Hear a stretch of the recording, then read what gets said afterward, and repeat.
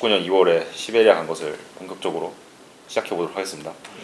여행 개요는 일단 4일에 인천에서 출발해서 이제 9일까지 북해도를 갔다 왔고, 이것도 좀 얘기할 게 많지만은 여행 일관성과 시간 배분을 위해서 과감히 생략해내고 2월 9일부터 3월 4일에 시베리아 횡단열차 여행만 소개하도록 하겠습니다. 질문 없이 2시간 해도 되니까. 네. 근데 뭐 만약에 갑자기 궁금하신 게 있다 하면 그냥 뭐 네. 대단히 조직적으로 제가 뭐 한 게 아니라 그냥 사진밖에 없어요. 네. 방문 도시는 이제 11개인데 블라디보스토크, 하바롭스크, 치타 올라오면 뭐 이렇게 보시면 이제 감이 안 올 테니까. 아 맞아요. 그냥 대체 이런 여행을 왜 가는 것인가라는 질문이 있을 수가 있죠. 이르쿠츠크는 많이 들어갔네. 그 바이칼 호수 독립운동도 독립운동에서 이르쿠츠크 파가 있잖아요. 그렇죠. 그러니까 제가 원래 이제 고등학교 때 제가 지금 전공은 중동이고 책은 중국어로 썼지만은 고등학교 때 원래 노원어문학과에 가랬어요. 러시아를 되게 좋아했어가지고. 그러니까 제가 시골 고등학교에서 막 입시 공부하다가 그 러시아 관련된 거 인터넷을 막 찾아보면서 너무 멋있다, 재밌다. 고등학교 때. 네, 그래서 전공을 이쪽으로 가겠다 해서 원래 이제 관심을 갖고 있었고 관심을 유지는 러시아어를 약간 할 줄 아는 거예요? 지금요? 그러니까 약간이라도. 지금은 생존은 할 수 있죠 가서. 던져놓으면 살 수는 있을 것 같아요. 던져놓으면. 네. 던짐 당하고 싶진 않지만. 이제 그래서 원래 러시아 여행 가려고 했었는데 어떻게 뭐 때가 안 맞았는지 사람이 안 맞아서 제가 좀 그 의지력이 없어서인지 가기가 좀 가기 않게 되더라고요. 일본을 더 많이 갔고 그래서 근데 이제 친구가 이제 여행을 되게 많이 다닌 친구가 있는데 이 친구 저 우즈베키스탄이랑 중국도 한번 갔었고 제 책의 서문에 이제 중국 여행 간 게 이 책의 계기였다는데 그 여행을 같이 간 친구가 이번에도 같이 갔습니다. 이걸로 책 하나 나오면 좋을 텐데 아무튼 걔가 이제 전역하는데 내가 돈 좀 모아놓은 거 있는데 너 나랑 같이 시베리아나 한번 가보지 않겠냐 했는데 저도 마침 이제 저 책판 인쇄가 송장해서 거의 잠들고 있어가지고 터트려야겠다 해서 나도 돈 좀 있는데 한번 갈래 해가지고 이제 거기다가 이제 제 지인분이 한 분이 저한테 그때 막 북해도를 가자고 막 그때 동시에 거의 제의를 했는데 이거 둘 다 너무 가고 싶은 거예요. 그래서 2개 그냥 묶으면 되겠네 해서 이제 2개를 묶어가지고 3명이서 2인 3각 여행을 가게 된 거죠. 북해도에서 시베리아. 그리고 제가 또 이제 일정 내내 그러면 셋이 같이 움직인 거예요? 네, 그렇습니다. 제가 또 이제 또 러시아에 대한 관심이 결국 이제 스탈린 시대에 대한 전반적인 관심으로 이어지고 제 최고의 이제 제 펜질을 하는 역사 인물이 이거기 때문에 이것도 이제 원래 이제 목적은 가장 좋아하는 사람 중에 한 명이 스탈린인 거죠, 그러니까. 좋아한다라는 말에 어폐가 있을 수가 있는데 매력적으로 느껴지는. 네, 그렇습니다. 뭔가 이렇게. 뭐 이분은 뭐 4차 더 얘기하기도록 하고 시베리아 횡단열차를 먼저 소개 다 잘 아시겠지만은 일단은 길이는 9,289km, 역 개수는 850개 근성 노선으로서 근성 노선이라는 게 무슨 말이에요? 그러니까 근성 없이는 타기 힘들어요. 근성 노선. 그런 뜻이군요. 네. 철덕들의 로망으로 명성이 높죠. 철도 동호인들. 현재 이게 세워진 거는 이제 19세기 말에 대단하네. 러시아가 이제 되게 허약했었잖아요. 그러니까 그쵸. 덩치는 크고 뭐 자원은 많은데 개발이 전혀 안 된 나라인데 세르게이 비테라는 유명한 인물이 있어요. 그분이 이제 재무상을 맡게 되면서 경제를 발전시켜야겠다. 그래서 이제 영국과 프랑스 자본을 투자를 잔뜩 받아가지고 서부 러시아를 되게 발전을 많이 시켰고 동시에 이 사람이 원래 철도 일을 하다가 발탁이 된 사람이어서 동방에서 경제적 기회를 또 찾아야 된다 해서 이제 비태 백작이 팔을 걷어붙이고 철도를 부설하게 됐죠. 그리고 이 철도 부설의 장기적 결과물이 이제 뭐 러일 전쟁 등등으로 이어졌고. 그래서 철도가 빨간색이 철도가 왜 러일 전쟁으로 귀결돼요? 그러니까 러시아가 이제 1858년에 연해주를 차지하게 되는데 이 시점에만 해도 별게 없었거든요. 러시아의 영향력이랄 게. 그러니까 연해주에 그냥 마을 몇 개 있는 수준이었는데 철도가 깔리면서 러시아 도시들이 이제 이 연선에 깔린 도시들, 제가 방문한 그런 도시들이 막 급성장을 하기 시작하고 러시아인들이 막 이민을 들어오기 시작하고 거기에 이제 러시아 해군 기지가 들어서고 이러니까 일본이 굉장히 큰 위협을 느꼈죠. 그리고 이때 이제 뭐 또 얘기하자면은 원래 이 철도 노선을 또 이제 설명하려 했었는데 이 빨간색이 이제 본선이죠. 모스크바에서 블라디보스토크로 가는 그 유명한 노선인데 원래는 저게 처음 노선이 아니었어요. 저 파란색으로 빠지잖아요. 원래 저게 이제 핵심 노선이었죠. 그러니까 저게 베이징인 거죠? 베이징으로도 가고 원래 만주 한가운데 하얼빈이 보이실 텐데 하얼빈에서 블라디보스토크로도 열차가 통합니다. 그래서 원래는 이제 그 저 치타라는 빨간색과 파란색이 나뉘는 도시에서 하얼빈을 통해서 블라디보스토크가 훨씬 더 보면 직선이잖아요. 이게 또 만주에 대한 러시아의 그 어떤 이권과 결부됐고 비태 백작은 이거를 되게 조심스럽게 하려 했어요. 그 만주에서 이익을 일본과 공유도 해야 되고 뭐 굳이 우리가 극동에서 영국을 자극하지 않아야 된다. 왜냐면 이게 또 영국하고 복잡한 또 배후 얘기가 있는데 근데 이제 니콜라이 2세 당시 황제를 비롯한 보수적인 대신들이 그냥 우리가 뭐 일본이 뭐라고 그냥 다 먹자 해가지고 만주에도 엄청나게 이제 힘을 투자하기 시작했고 조선을 노리고 있던 일본 입장에서는 묵고할 수 없었기 때문에 시베리아 횡단열차의 건설과 맞물려서 두 국가의 긴장이 굉장히 격화되죠. 힘과 힘이 충돌하게 됐다. 예. 그래서 이제 뭐 노란색은 몽골 횡단철도, 파란색은 만주 횡단철도, 그리고 녹색은 그 나중에 70년대에 바이칼 아무르 철도라고 소련 당국이 그때 소련이 굉장히 좀 침체한 상황이었잖아요. 그래서 이 침체를 다시 한번 이제 뒤집고 우리 옛날에 그 사회주의 건설할 때 그 춘수했던 시기로 돌아가자 해가지고 막 만든 건데 결과는 썩 좋지 못했죠. 딱 사람 안 살 것 같은. 근데 빨간 라인에도 사람이 많이 안 사는데 저기는 많이 살죠.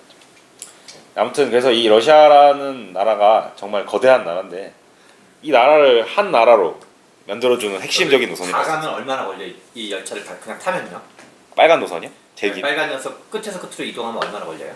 그 어디 도시 안 들리고 가면은 이제 급행 7박 8일, 완행 9박 10일. 저는 11 이제 또는 10일 정도 걸리는 거네요. 네. 그렇죠. 저는 이제 도시들을 많이 방문하면서 다녔기 때문에 24일이 걸린 거였죠. 뭐 그렇습니다. 혹시라도 먼 미래에 난 정말 시베리아 열차 타야겠다 하시는 분들 위해서 소소한 팁을 첫째는 맞아 그제 설명하지만 이게 좀 중년인 분들일수록 좀 이 열차에 대한 로망이 좀 있고 옛날에 이제 일제 시대 때 일제 시대 뭐 그것도 있고 약간 대륙 철도에 대한 뭐 그게 좀 많잖아요. 막 통일되면은 막 유럽으로 수학여행 간다. 대륙횡단 열차 뭐 기차 타고 유럽 가기 뭐 아니면은 또 그분들 이제 또 명작 영화 때 뭐 닥터 지바고의 뭐 설원에서 막 부르는 노래 막 이런 거에 막 로망을 꽂히신 분들도 아니면 이제 주로 학생 운동 하셨던 분들 러시아 혁명에 대한 또 그 로망이 있으셔가지고 주로 이 노선에 되게 애착이 있으셔가지고 가고 싶다 하시는 그러니까 시간 있으면 간다 이런 분들이 되게 많더라고요. 젊은 친구들도 많이 보였다는 게 저는 오히려 더 신기했는데 아무튼 이제 팁들을 알자가지고 어지간하면은 초급이라도 러시아어를 하는 사람이 필요합니다. 저 같은 제가 통역을 다 했거든요. 왜냐면은 이 나라가 별로 영어에 친절한 나라가 아니에요. 그리고 그러다 보니까 관광지를 가더라도 뭐 러시아어를 하도 모르면은 이게 뭔지를 도저히 알 수가 없고 그냥 와 서로 러시아를 한국어를 계속 그냥 서로 그래서 그러니까 대충 어영부영 내가 뭐 바디랭귀지 써가면서 뭐 영어 대충 섞어가면서 1, 2, 3, 4만 러시아어로 대충 익혀가면 되겠지 하는 그런 안일한 마인드로 가면은 그냥 기차만 타다 오는 게 되는 거죠. 두 번째 요건이 있어요. 만약에 철도를 정말 사랑한다면 상관없어요. 내가 이제 나는 철도 동호인이 난 너무 철도 동호인이어가지고 이 노선을 한번 정복을 해야겠다. 아니면은 난 그냥 기차를 오래 타는 게 너무 좋다. 경부선이 시간이 더 길었으면 좋겠다. 이런 사람들이 있거든요. 분명 있거든요. 그런 분들한테 이게 천국이죠. 그리고 세 번째. 근데 로망은 왜 이틀 뿐이에요? 그러니까 철도를 사랑하지 않다면은 별로 할 게 없거든요. 그러니까 풍경을 보는 맛이잖아요. 어쨌든 철도 여행이. 근데 러시아 이제 시베리아 횡단열차는 그냥 그 풍경이 그 풍경. 광대한 평원에 숲이 잔뜩 늘어서 있고 중간 중간에 망해가는 소련 공장들 막 이제 있고. 그 풍경을 물론 저희 일행 중에 한 분은 이제 그분은 정말 철도도 사랑하고 그런 풍경도 사랑해가지고 오히려 도시를 많이 들리는 게 불만이셨던 그런 분이에요. 그런 사람이 아니고서야 그냥 이제 그 열차에서 보통 한국이 좀 국토가 넓지 않다 보니까 하루 정도 자는 거가 좀 그 로망이 있잖아요. 침대 칸에 딱 이제 짐 풀고 딱 자고 일어나면 낯선 도시 막 이런 느낌. 그거 이제 한번 하면은 이제 끝이라 이거죠. 그거 한번 하면은 됐지 뭘 3일씩 그거를 4일씩 일주일씩 합니까? 그래서 고시촌으로 바뀌고 고시촌으로 네. 계속하면은 제가 이제 추천을 드리는 건 그래서 그냥 그런 느낌만 낼 수 있도록 하루 이틀 구간만 그냥 끊어서 가거나 아니면 핵심 도시만 이제 그렇게 가고 그다음 비행기로 가거나 모스크바 왜냐면은 11개 도시를 제가 갔는데 이게 러시아에 대해서 정말 관심이 많은 사람이 아니고서 사실 그렇게 엄청나게 이제 막 대단한 그런 명소까지는 아니거든요. 러시아한테 미안하지만 이런 말 하면은.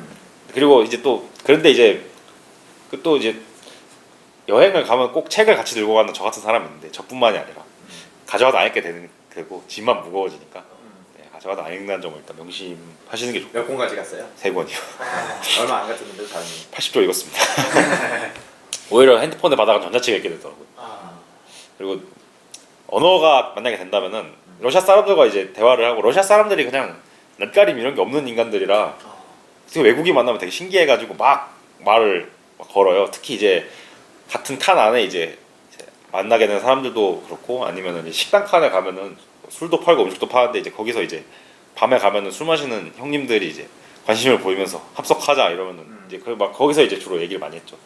그런 게 좀 이제 오래 남는데 그래서 낯선 사람이랑 좀 잘 그것도 있어야 돼요. 부침성이 좀 있어야지 이 나라가 좀 적성에 맞아요. 저는 그래도 조금 잘 맞아가지고 뭐 철도를 그렇게 싫어하진 않고 초급이라도 러시아 했고 책은 가져갔지만 언어도 좀 됐으니까 사람과도 대화도 좀 즐겨. 그리고 이제 세 번째는 룩스 쿠페 플라츠카야틴이라는 게 있는데 이거는 이제 등급이에요. 좌석 등급. 좌석은 아니고 앉아서 가는 게 아니까. 룩스는 2인실, 쿠페는 4인실. 이건 방이 있어요. 그러니까 문으로 딱 닫고 열 수가 있고 안에 침대차가 있는 거고. 플라츠카야틴은 완전 개방형인 거죠. 근데 플라츠카야틴은 러시아 정부에서 슬슬 없애고 있다 하더라고요. 확실히 플라츠카야틴은 좀 편하지가 못해서 어지간하면은 쿠페가 좋긴 하더라고요. 이게 플라츠카야틴이고 복도 딱 있고 그러니까 왼쪽에 4개 왼쪽에 침대 4개 아니다 왼쪽에 침대 2개씩 있고 오른쪽에 침대 4개씩 있고 이렇게 따다다다다 있는 거고 이거는 이제 방문 딱 열면 나오는 아늑한 공간. 이 쿠페? 네. 저는 플라츠카야틴 2번 탔고 나머지 다 쿠페 탔습니다. 가격 차가 많이 났네. 아, 꽤 나죠. 근데 일단 플라츠카야틴을 점차적으로 이제 없애고 있고 또 그러니까 플라츠카야틴의 장점이 있긴 해요. 그러니까 장점 싸다 첫째, 둘째 나 러시아인과 정말 상호작용을 많이 해보고 싶다. 보통은 쿠페를 추천드립니다. 값을 합니다 확실히.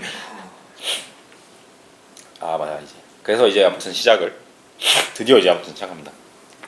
처음 간 도시는 블라디보스토크인데 이제 이 도시를 제가 북해도 여행을 하고 유즈노 사할린스크라는 북해도 위에 있는 섬을 경유해서 들어갔죠. 여기는 이제 뭐 이 동네 이름은 뜻은 동방을 정복하라라는 뜻이었고 블라디보스토크란 말 자체가? 네, 블라지 정복하다 정복해라 버스토크 동쪽. 그래서 이게 1858년에 러시아가 이제 중국한테서 연해주를 뺐죠. 아이훈 조약으로. 그게 이제 2차 아편 전쟁이었나? 그때 이제 그 중국이 영국과 프랑스한테 다시 이제 두들겨 맞는데 러시아가 이제 아편 맞을 거야. 우리가 중재를 해주겠다 하면서 중재해준 대신에 그 수수료로 연해주를 떼야겠다라는 날강도수를 해서 그래서 이제 그 뒤에 바로 1860년에 극동의 항구 거점으로서 이제 선택돼서 설립이 됐죠. 태평양 함대 본부가 있고 극동 진출의 대표 거점이죠. 아까 말했지만 이 도시가 이제 횡단 열차와 맞물려가지고 러시아의 전략적 중심으로 떠오르면서 러일 전쟁까지 이제 또 이어지는 소리가 있고 시베리아 횡단 열차에 가서 종착역이다. 모스크바까지는 무려 다시 강조하지만 9,289km. 원래 이 도시가 근데 비밀 도시였어요. 그러니까 외부인들이 들어갈 수가 없고 가려면 소련 당국에게서 허가를 맡아야 되는 완전 폐쇄 항구였어요. 왜냐면은 태평양 함대 군함들이 다 쫙 깔려 있으니까. 근데 이제 그래서 여기도 개발이 좀 미진했었는데 푸틴이 최근에 우크라이나 가셨지만 2014년에 우크라이나 사태로 나토 그러니까 유럽연합과 이제 미국의 경제 제재를 계속 두들겨 맞으면서 이 푸틴이 이제 어쨌든 러시아라는 나라를 끌고는 가야 되니까 돈줄을 구해야 되는데 돈줄 어디냐 해서 중국밖에 없겠구나 해서 최근 이제 아시아에 밀착하는 행보를 보이면서 개발하겠다고 말을 하는데 거리도 멀고 여러 안맥이 이제 많이 있죠. 이제 가보면은 약간 부산 느낌이 많이 있어요. 좀 언덕배기에 이제 도시가 막 형성돼 있고 홀라는 항구 도시에다가 한국인 진짜 많고 또 도시 사람들 성정도 조금 억센 것 같다고 얘기 들어보니까 한국인들이 이제 워낙 많이 관광을 와가지고 물가가 엄청 올라서 한국인에 대해서 좀 이중적인 시선이 있다고. 어쨌든 물건 팔아야 되지만 얘들 이제 그만 좀 오면 안 돼. 진짜 많아요 한국. 왜 한국인들이 할까요? 그 대한항공이었나 어디서 이제 블라디보스토크에 대해서 이렇게 광고를 했대요. 네. 한국에서 가장 가까운 유럽. 아, 사진을 보시면 알 거예요. 아 예. 기억나요. 이제 이게 오. 저희 숙소 앞에 있던 곳인데요. 이 다리가 이제 극동 개발의 일환으로서 푸틴이 세운 금문교고, 그러니까 이 도시가 이제 샌프란시스코랑 좀 비슷한 점이 많아요. 그러니까 바다도 이제 아주 멀긴 하지만 바다 건너편에 있잖아요. 제가 샌프란시스코. 샌프란시스코로 갔다 왔습니다.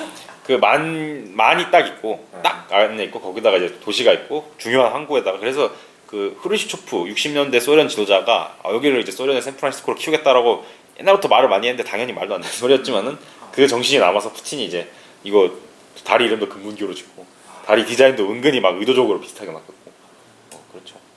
이거만 봐도 거리가 이 동아시아에서 볼 수 있는 이 한반도 주변에서 볼 수 있는 거리가 아니잖아요. 비슷하게 하얼빈도 원래 러시아인 되게 많이 살아가지고 하얼빈에도 이런 거리가 있다고 하네. 이건 이제 그 근처에 도시 중심가에 이제 혁명광장이라는 데가 있대. 그러니까 여기가 이제 또 어떤 도시였냐면은 그 적백내전 러시아 혁명이 터지고 이제 적군 혁명군과 이제 반혁명군이 싸웠잖아요. 내전을 한 2년간 했는데 그때 이제 그 반혁명군이 거점을 차린 곳이 몇 군데 있었는데 거기가 이제 여기죠.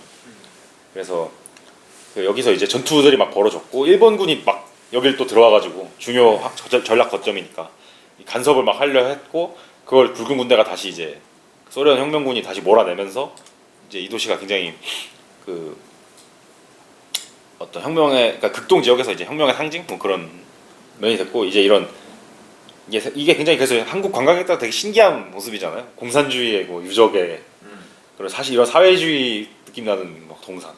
저건 누구예요? 이거 그냥 병사 평범한 병사를 그냥 모델로 한. 사이즈. 이거는 이제 이 노래 가사예요. 그 당시 이제 그 극동 지역에서 소련군의 위협을 이제 찬양하는 뭐 읽으면 에치크네 니스모크네 슬라바 니 파메르크네 니카그다 파르티잔스키 아트리아드 자니말리가 이 나라의 영광은 절대로 잊혀지지 않을 것이고 파르티잔 빨치산 부대가 도시를 다시 되찾았다. 뭐 그런 노래 가사가 있습니다. 이건 이제 군항이니까 그 막 그냥 보여주더라고요 그냥. 저거 시키면 안 되는 거 아니에요? 그러니까 그냥 아무 재질도 없어가지고 신기하다 그래가지고 이거 참 상징적인 장면인데 바다가 얼었잖아요. 보면. 그러니까 왜 러시아가 그렇게 부동항이라는 것, 그러니까 얼지 않는 항구에 집착을 하게 됐는지 이제 좀 잘 알 수 있었죠. 군항이 이렇게 다 얼어버렸으니까 이거 작전도 힘들고 실제로 이제 한국 전쟁이 일어나게 된 가장 큰 이유 중에 하나가 스탈린이 부동항을 원해서였다라고 이제 해석하는 중국 학자도 있고 저 굉장히 그 설득력 있는 얘기라고 생각합니다. 그리고 여기 근방에 가면은 잠수함 박물관이라고 극동 그러니까 태평양 함대가 사용하던 잠수함을 이제 박물관으로 안에다 쓰고 있어요. 그래서 소련 해군 막 러시아 해군 선전 막 그런 이거 은근 좀 멋있더라고요. 또 이 스탈린 안에 가면 스탈린 초상화가 너무 감격적이어서 사진 안 찍을 수 없어요. 아직도 스탈린 사진이 많이 있나 보네요. 아니요 이거는 스탈린 사진은 56년에 스탈린을 소련에서 본격적으로 비판을 시작하면서 거의 사라지고 상업용 목적으로 왜냐면 외국 사람들에게는 아는 유명하니까. 사람이 스탈린이 핵심이지 뭐. 이거는 이제 그 근방에 있는 동상인데 그 러시아 소련 시절에 음유시인이라는 게 굉장히 많이 생겨요. 그러니까 이제 그냥 친구들끼리 모여서 통기타 들고 자기가 쓴 시에다가 곡을 붙여서 이거를 이제 해적판으로 그냥 보급시킨 노래들이 되게 전국적 히트를 쳤는데 이제 그 유명한 비소츠키라는 이제 양반입니다. 그 영화 이제 옛날 영화 많이 보신 분들은 백야라고 발레하는 영화 거기에 이제 최고의 명장면으로 꼽히는 게 주인공이 발레를 하면서 이 사람 노래를 딱 트는 거고 그 사람이 이제 망명한 진짜 러시아 발레리노예요. 그 망명할 때 이 사람 테이프를 손에 꼭 쥐고 이제 무조건 이건 미국까지 갖고 간다 해서 감독한테 무조건 이 노래를 이 장면에 넣어야 된다 했다는 그런 일화가 있죠. 이건 이제 그 사람 노래 가사에가 이제 써 있는 건데 닫힌 항구 블라디보스토크가 열렸다라고 그러는 이제 그러니까 여기가 폐쇄 항구였잖아요. 이거는 이제 그 금문교 전망이 좋더라고요. 다 보여요. 소련의 이제 이거는 이제 러시아 공산당 블라디보스토크 러시아 연방 공산당 블라디보스토크 시 뭐 지부 뭐 이렇게 공산당이 지금도 야당으로 남아 있는. 그렇죠. 그러니까 제 2당인데 실질적으로 이제 처음에는 얘네가 여당하고 뭐 그냥 뭐 다를 바도 없고 그냥 실질적으로 여당의 그냥 좀 우당 같은 느낌이 많다고 얘기하는데 최근 등장한 또 이제 그루지닌 파벨 그루지닌이라는 사람은 그 전통적인 그런 좀 공산주의식 네, 그런 얘기를 막 하면서 요즘에 좀 반대파로서 새를 좀 불려나오고 있는 그런 소소한 뉴스도 있습니다. 이 사람은 이제 알렉산드르 푸시킨 유명한 시인이죠. 삶이 그대를 속일지라도라는 시로 유명한.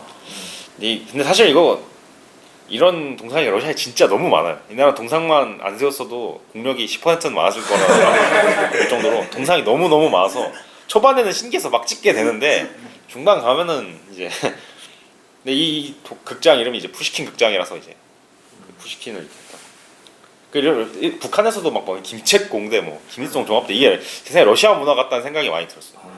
무슨 이 사람 이름 붙여가지고 뭐 그러니까 모스크바 지하철도 이름이 레닌 지하철이에요. 우리는 세종대학교. 아 그렇죠. 이거는 이제 뭐 슬라바 라시스킨 바이남 러시아가 치른 전쟁의 그 영광을 막 강조하는 그건데 러시아가 지금 먹고 살기도 팍팍하고 소련 때의 그거 기억밖에 안 남은 나라라서 우리 강대국이었지 우린 강대국 이하밖에 없고 그 국민들 삶은 전혀 나아지는 게 없는데 과거의 그런 군사적 영광과 제국으로서의 위용만 곳곳에 강조하는 기념물들이 아직도 세워지고 있다는 게 너무 놀랍더라고요. 2011년에 세운 막 이런 거 보면 이런 걸 왜 아직도 세우고 있지 않는 생각이 참 씁쓸하더라고요. 이거는 이제 2차 세계대전 때 또 그 기념한 소련 해군을 기념하는 2차 세계대전이 이제 주로 태평양 전쟁에서는 미국과 일본이 싸우고 그 소련은 이제 독일과 많이 싸웠는데 막판에 이제 소련이 일본을 다시 이제 쳐들어가죠. 미국의 요청을 받아서 만주를 공략하고 사할린을 치고 막 이랬는데 그 과정에서도 역시 뭐 사람들이 많이 죽었으니까 대승을 거두긴 했지만 그런 걸 기리는 겁니다. 이런 유럽식 거리 굉장히 왜 한국에서 제일 가까운 유럽이란 말이 붙었는지 좀 알 법한 거라. 이게 그 지도인데 그 북해도가 이제 알아보실 거고 그 위에 있는 길쭉한 도시가 섬이 이제 사할린이죠. 그리고 그 왼쪽에 막 섬들이 막 몇 개 늘어서 있는데 이게 그 문제가 되고 있는 쿠릴열도 북방 사계섬. 제가 이제 일본에 갔을 때도 일본 동쪽 끝에 갔는데 저 북방 사계섬 바로 앞에 있는 돌려줘 쿠릴열도 이런 거 막 써 있더라고요. 근데 이제 이게 원래 러일 전쟁의 결과로 사할린의 남쪽은 일본이 가져갔고 그러다가 2차 세계대전 때 다시 이제 러시아가 침공을 하면서 회복을 하게 되죠.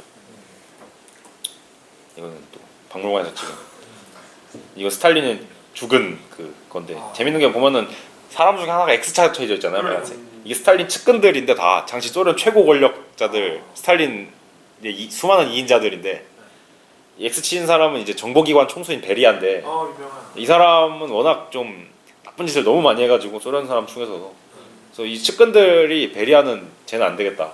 저런 놈이랑 어떻게 일을 같이 안 해가지고 그냥 바로 처형시켜버렸죠. 이거는 그 바다인데 해수욕장 비슷한 그런 데 해수욕장 아니고 스탈린 포즈를 취하고 있는 아주 바다가 얼어서 역시 그냥 수많은 한국인들과 함께 이제 그러니까 이제 의도적으로 이제 사진에서 다른 사람들 뺐지만은 여기 옆에는 이제 롱패딩을 입은 수많은 한국 관광객들 뭐 그거 있잖아요. 막 산토리니 사진 다들 올릴 때는 한적하고 고즈넉한 지중해의 그 찬란한 그거지만은 그 사진 뒤에 어떤 일이 벌어질지 다 알고 있잖아요. 중국 단체 관광객들과 지금 이게 바다 위인가요? 네네 바다 위. 얼어있는 바다. 네 얼어있는 바다. 저 멀리까지 그냥 이게 걸어. 해변에서 몇 미터 정도 되는 거지 대략? 엄청 멀진 않았어요. 근데 뭐 100m, 200m? 뭐 그 정도였어요. 거기까지는 아주 꽁꽁 얼어 있는 거네요. 이거는 이제 악영이 괜찮아서 갖고 왔고 이거는 이제 이게 아까 그 금문교예요? 아니요 또 이것도 아주 웃긴데 블라디보스토크 시가지가 있고 만이 있잖아요. 만이 있으면은 네.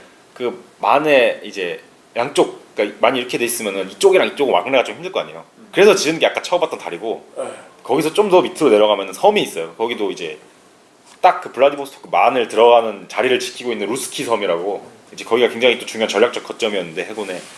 근데 이제 여기에 이제 러시아가 2012년에 에이펙을 개최하면서 14년이었나 12년 에이펙 개최하면서 블라디보스토크를 개발하겠다 해가지고 이 섬도 개발하겠다 했고 그래서 투입된 게 이 다리인데 이 다리에 이제 설계 시에 1일 차량 통행량 5만 대를 상정하고 만들었는데 이 루스키 섬 인구가 5,000명이에요.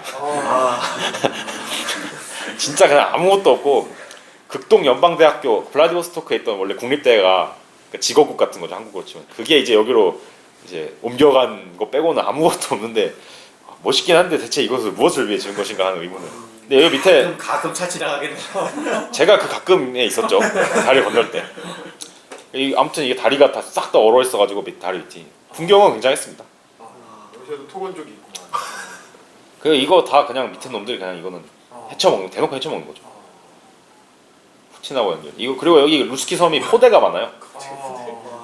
그러니까 이게 뭐야? 발사 가능한 포대가요? 아니요 버려졌어요. 소련 때까지 쓰다가 버려졌어요. 그러면 노태우 때 무기로 반납했잖아요. 아. 부산은 비행도. 그쵸. 이게 이때 소련군이 원래 500만이었는데 지금 30만인가 러시아군이.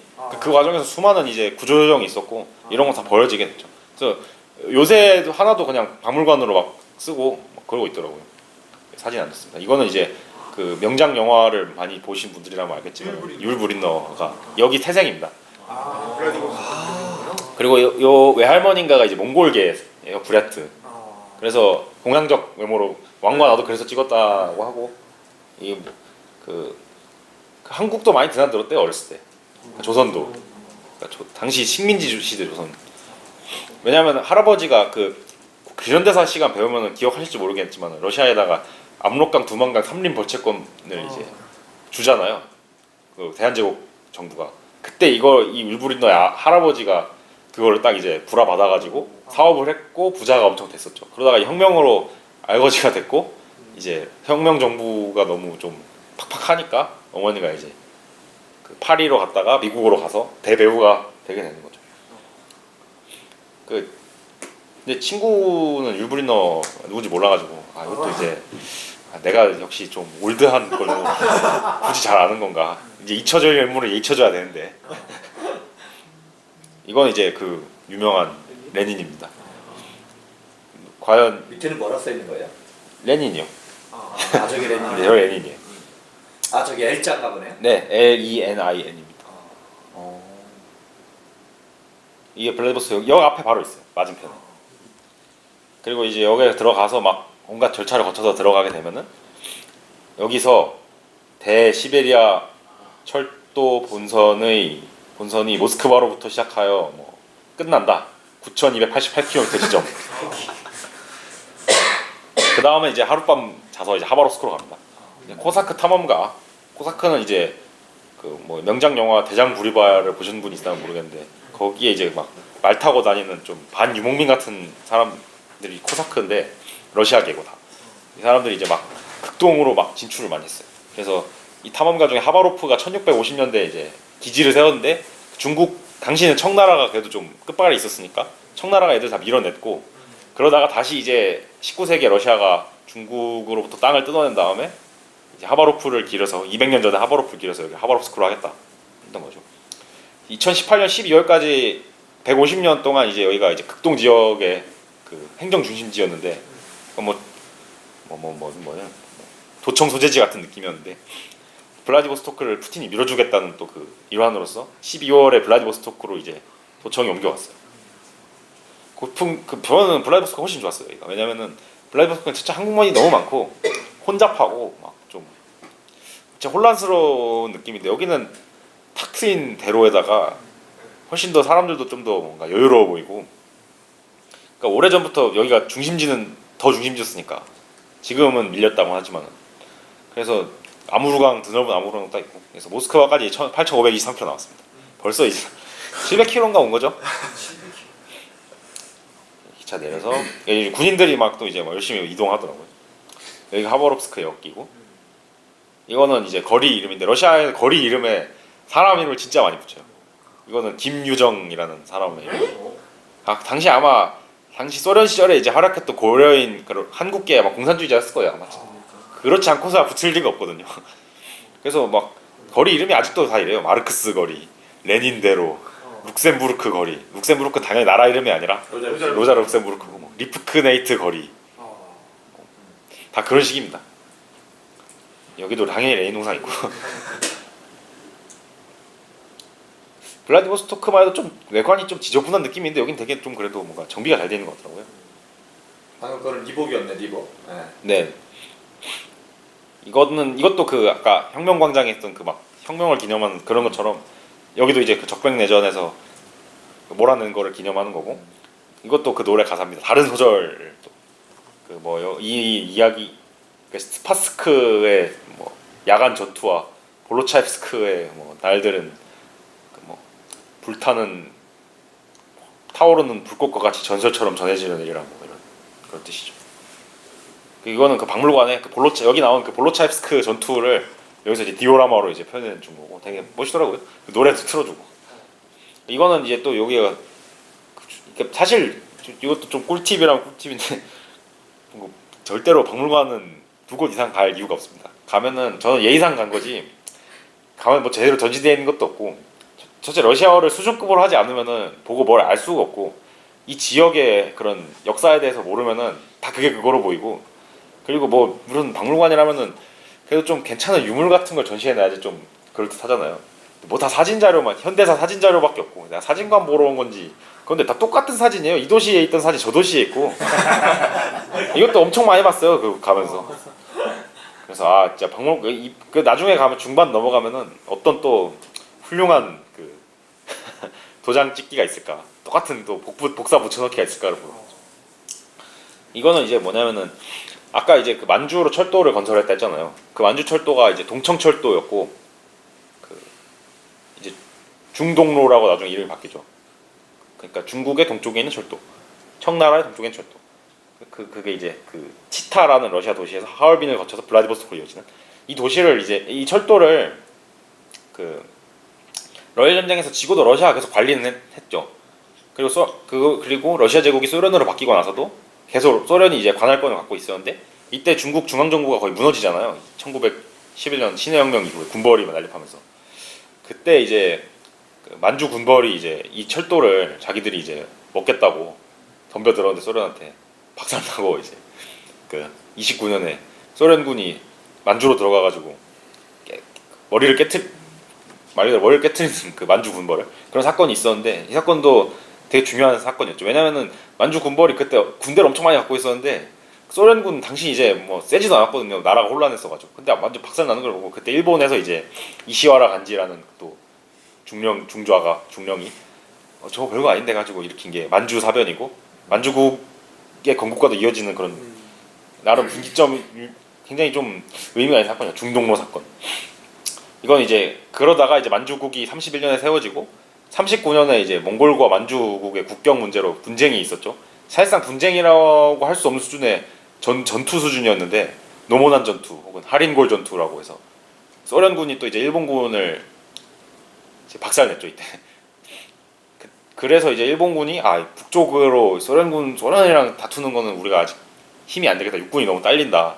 남쪽으로 가자 해서 이제 동남아시아나 그런 쪽을 노렸고 그게 이제 미국의 그 영유권과 이제 좀 이익과 결부돼가지고 계속 문제가 되니까 일으킨 게 태평양 전쟁이었죠. 또 굉장히 동아시아 현대사의 중요한 장면들인데 사실 공산권 내부 역학이 끼친 영향이 굉장히 계속 많은데 한국에는 뭐 아직 큰 관심은 없어.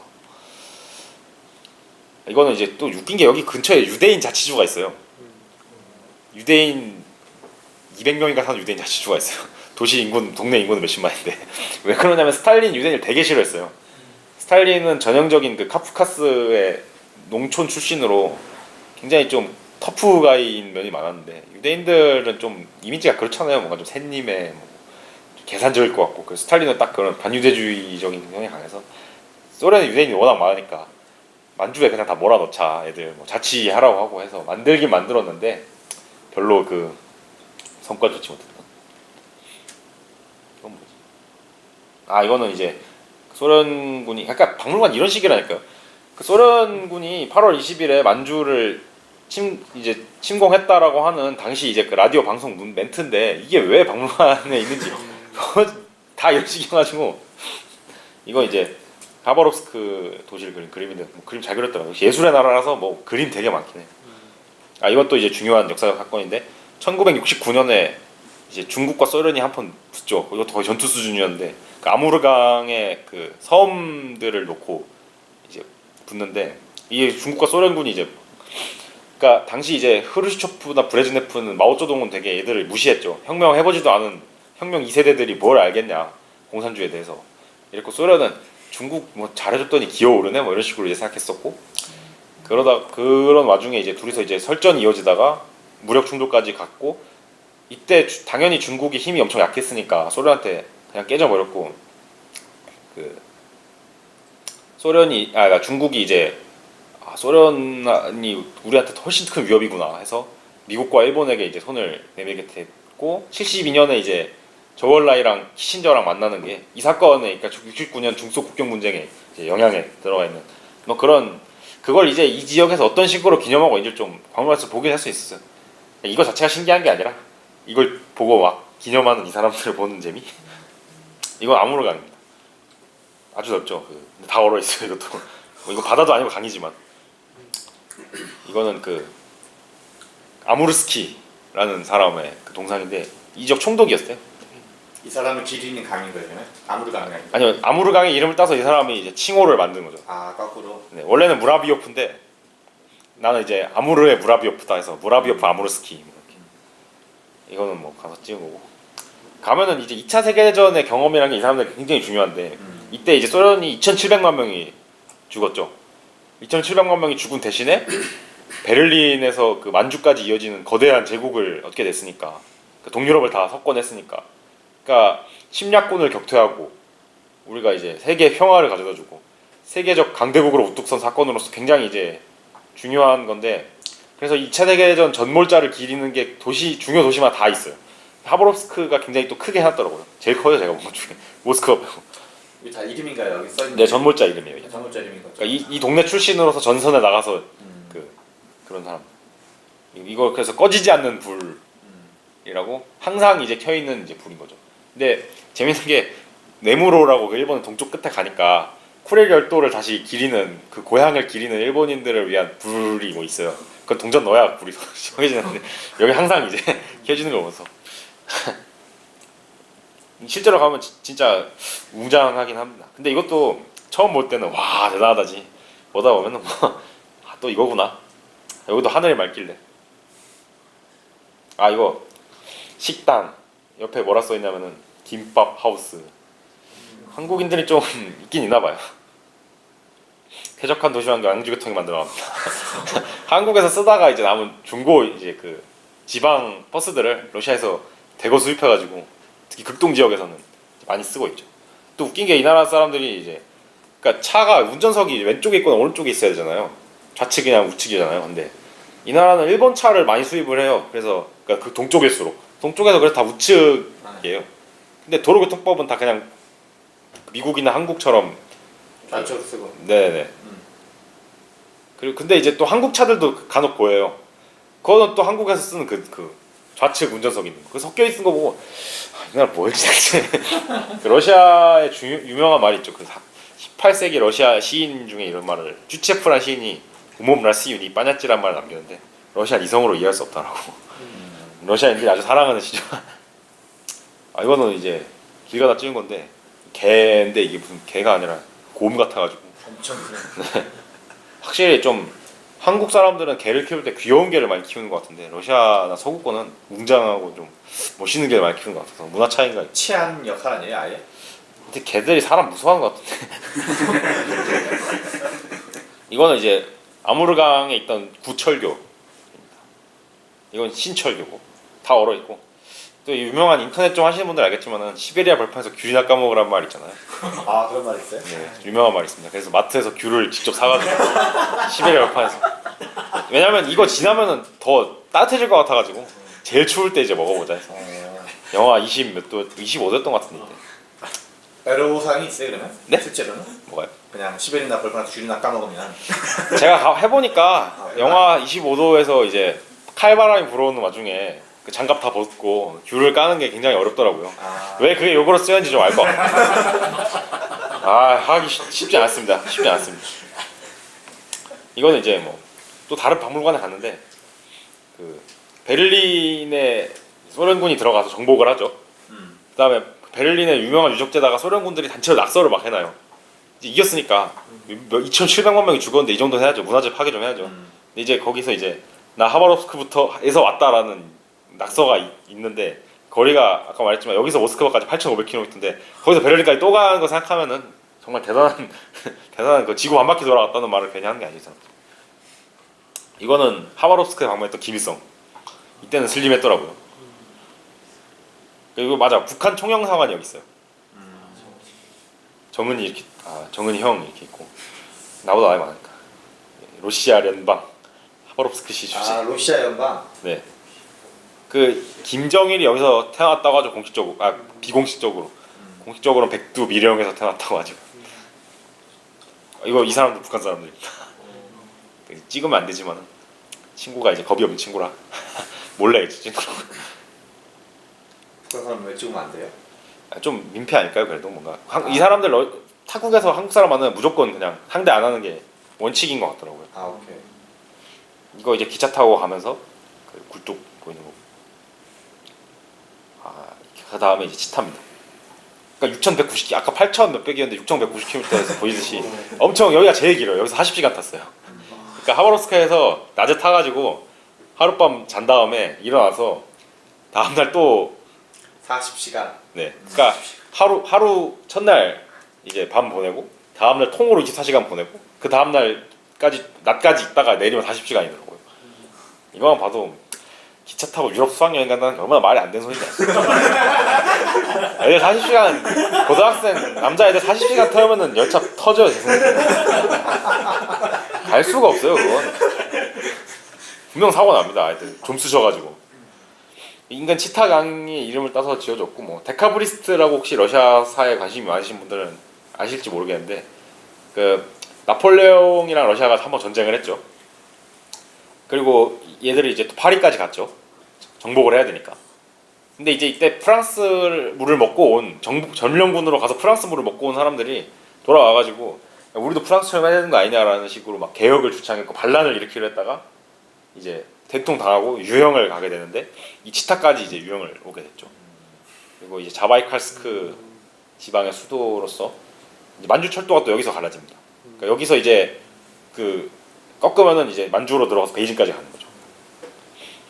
이분은 페이스북에서 굉장히 좋아요를 많이 받은 사진인데 가는 열차 칸에서 이제 술을 한잔 하는데 이분이 러시아 해군 이제 준위시더라고요. 그 아주 멋있는 분이었습니다. 목소리도 되게 중저음에다가 딱 그러니까 이제 자기가 이제 같이 사진 찍자 했는데 사진 찍는 거 보더니 이 내 원래 모습이 아니다. 제복 입고 올 테니까 딱 아침에 이제 나와서 기다려라. 10번 칸으로 와라 해가지고 딱 가니까 이제 기다려주고 있더라고요. 그래서 같이 사진 찍었는데 코스가 남다르신 진정한 러시아 사나이 로만 선생님이었습니다. 이거 치타라는 뜻이고요. 이거 자, 이 성당이 있는데 사실 러시아가 성당이 멋있긴 한데 조금 휑한 느낌이 드는 게 이 성당이 원래 다 200년 역사가 있던 성당인데 볼셰비키가 다 부쉈어요. 다 부숴가지고 러시아 연방으로 바뀌니까 20년, 30년 전에 이제 다시 재건한 성당들이라서 좀 역사적 깊이가 좀 얕아 보이죠. 그래도 예배하는 사람들의 신심만큼은 진짜였던 거죠. 이건 데카브리스트 반란을 묘사한 그림이고 여기까지 이렇게 유형을 열심히 왔다. 이게 이건 좀 확실히 좀 때깔이 달라 보이잖아요. 이거는 300년인가 250년인가 된 교회라고 합니다. 여기 안에가 이제 그 데카브리스트 박물관으로 지금 쓰이고 있죠. 보면 알겠지만은 여기가 인구가 제일 적어요. 제가 간 도시 중에 35만 명. 그래서 그리고 제일 낙후돼 있더라고요. 좀 후줄근한 맛이 좀 이거 동방이라 써있고 동쪽. 그래도 레닌 동상은 어딜 가나. 그리고 여기가 또 자바이칼스크 군관구가 있어가지고 그러니까 여기가 중국 국경지대고 소련이 이제 중국군이라든가 만주 그 전에 만주국을 차지하고 일본군과 대치 상태를 염두에 두다 보니까 여기도 굉장히 군사 도시로서 거점인데 그래서 이제 이런 군사적 위협을 칭송하는 박물관이 되게 크게 있어요. 거기에 이제 마당에 가면은 탱크들이 있고 이거는 로켓 발사기 예전에 2차 대전 때 사용했던 이거는 장교회관? 장교회관 이렇게 삐까번쩍하게 만들고 여갑 거리는 막 다 쓰러져 가는데 러시아를 두고 이런 말이 있죠. 뭐 로켓은 만들어도 자동차는 못 만든다라. 잠수함 만들어도 그 안에 들어가 에어컨 못 만든다라. 잠수함도 그냥 잠수함이라 핵잠수함. 이건 이제 당시 이제 만주 작전 45년 8월에 이때 이제 일본 관동군 60만 명이 있었는데 그리고 이 만주가 영국, 프랑스, 독일 합치면 이 면적이 나오는데 여기가 지금 위치가 한국은 어디 있는 거예요? 남한은? 맨 밑에 꼬다리에 이제 있죠. 아니 압록강이 보이네. 네, 압록강이 딱 잘려 있죠. 북쪽이네요. 이미 그래서 그러니까 좀 또 얘기를 하자면 김구 백범일지에 보면은 독립군이 이제 진공 작전을 했어야 된다라는 말이 있잖아요. 그러면은 우리도 이제 승전국에 들어갔을 텐데 말도 안 되는 소리인 게 이미 8월 20일에 소련군이 함경도에 다 들어가 있었습니다. 청진 같은데. 8월 20일? 네. 네. 그 일본인데 8월 15일 날이라고 했잖아요. 소련과 정전되는 거는 9월 2일이에요.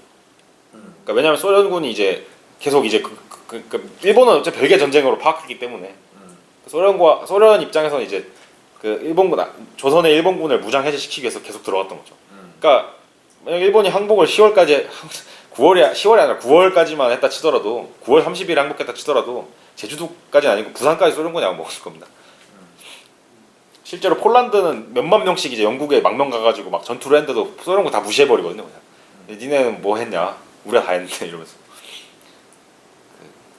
이건 이제 당시 이제 무시무시한 소련군이 이제 일본군을 그걸 박살내는 그걸 1945년 이후에 미국이 좀 그 우리나라에 들어와가지고 9월 8일인가에 그 이제 옛날에 박세기 씨가 썼던 다시 쓴 한국연대사 같은 거 보면은 환영하는 조선 인파들을 몇 명 이제 뭐 죽인다는 거잖아요. 그래서 이제 규율을 좀 세게 한다는 건데 그런 걸 안 했으면 어차피 러시아가 다 먹었을 거라는 얘기인 거죠. 그렇죠. 애초에 38선을 나눈 것도 소련 측이 이제 뭐 왜 나눈 거냐면 진짜 한국이 이게 냉전 역학에 있어서 한쪽만 너무 보다 보니까 미국만 칭송하고 미국만 비판하다 보니까 미국도 소련이라는 플레이어랑 이제 협상을 했어야 했다는 거 많이 있는데 그러니까 당시 스탈린의 생각은 스탈린 일본 내도 좀 발을 그쳐 싶었던 거죠. 특히 홋카이도, 북해도. 근데 이제 그러려면은 어쨌든 그 일본 전쟁에서 소련이 크게 많이 뭘 하진 않았으니까 미국에 뭘 넘겨주고 좀 북해도 받고 싶어가지고 야 한반도 반띵 할 테니까 북해도 넘겨주면 안 되냐 하니까 메가더가 이제 한반도 반띵은 받을 테지만 일본 절대 안 줌 이래가지고 스탈린이 뭐 어쩔 수 없지 뭐 해가지고 이제 그냥 나눠준 거고 38선 그냥 그은 거거든요 그렇게. 그 미국이 뭐 외세로서 이제 들어왔다고 뭘 하면 뭐 소련은 뭐 우리 민족인가 하면 그것도 좀 웃긴 얘기죠. 그 실제로 뭐 이제 고우영 같은 그런 당시 이제 만주 지역에 살던 한국 사람들이 이제 고우영 씨가 화백이 이제 그 만주에서 원래 유년 시험이었잖아요. 그러다가 소련군이 들어오면서 피난을 대거 가게 되는데 그때 이제 막 넘어가면서 막 소련군 만나가지고 막 뭐지 시계 뺏길 뻔한 얘기 같은 거 단골 소재죠.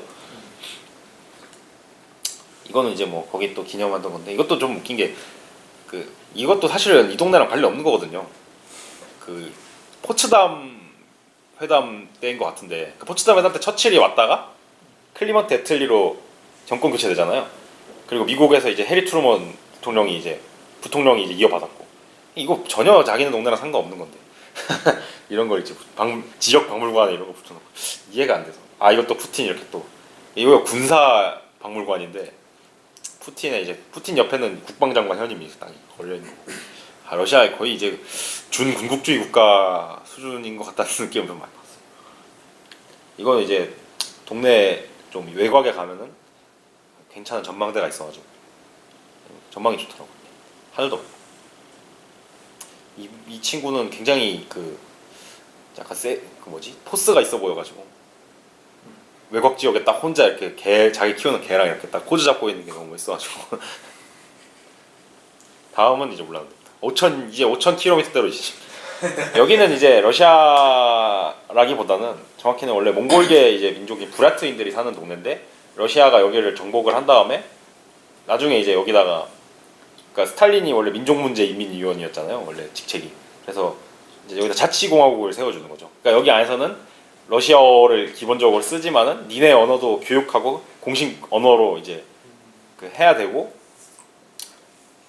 너네 민족 엘리트들도 키워주고 소련 체제의 그것도 충성스러운 그걸로 이제 해서 같이 러시아인과 살아보자라는 그런 취지에서 만들어준 게 그 수많은 러시아의 자치공화국. 그래서 러시아 연방에 무슨 공화국 대통령이 있어요. 푸틴 말고 자치공화국 대통령들이거죠, 이 사람들. 19세기 말 20세기 초에 티베트 불교가 굉장히 이제 꽃이 피었죠. 왜냐면은 그 티베트 불교가 이제 몽골 제국이 망한 다음에 원나라가 이제 북원으로 이제 축소되면서 티베트 불교를 굉장히 받아들이게 되는데 이 과정에서 여기도 이제 영향을 받았고 여기도 이제 제 추측으로는 아마 러시아 중국 사이에서 교역을 하면서 좀 돈이 생기니까 이제 불상 같은 거 만든 거 아닌가. 여기는 박물관이 좀 박물관 같았어. 여긴 정말 괜찮았죠. 여행 중 베스트인 이유는 또 첫째 이유는 이때 아직 체력이 많이 남아 있어가지고 뒤에는 좋았어도 좋은지도 좀 힘들어가지고 여기까지는 이제 그래도 막 쌩쌩하게 돌아다녔어. 일단은 그래서 여기서 내리자마자 그 러시아 불교 사원의 총본산이라고 하는 스탈린이 만들어준 원래 있던 거 다 스탈린이 부숴버린 다음에 두 군데만 이제 허락을 해줘요. 여기 내가 세워줄 테니까 여기서 니들 있어. 그래서 버스 같은 걸 타고 가면은 1시간 타면 나옵니다. 그러니까 여기도 전혀 러시아스럽지 않죠. 근데 한국식 절하고도 굉장히 다르잖아요. 티베트 불교니까. 이거는 개가 굉장히 귀여워서 귀여운 개들이 굉장히 많았습니다. 이거는 이제 이게 산스크리트 문자가 티베트 문자인지 잘은 모르겠는데 이게 친구가 이제 동양사학과라서 설명을 해줬는데 이걸 빙글빙글 돌리면은 내가 불경을 외운 것처럼 이제 할 수 있다는 거죠.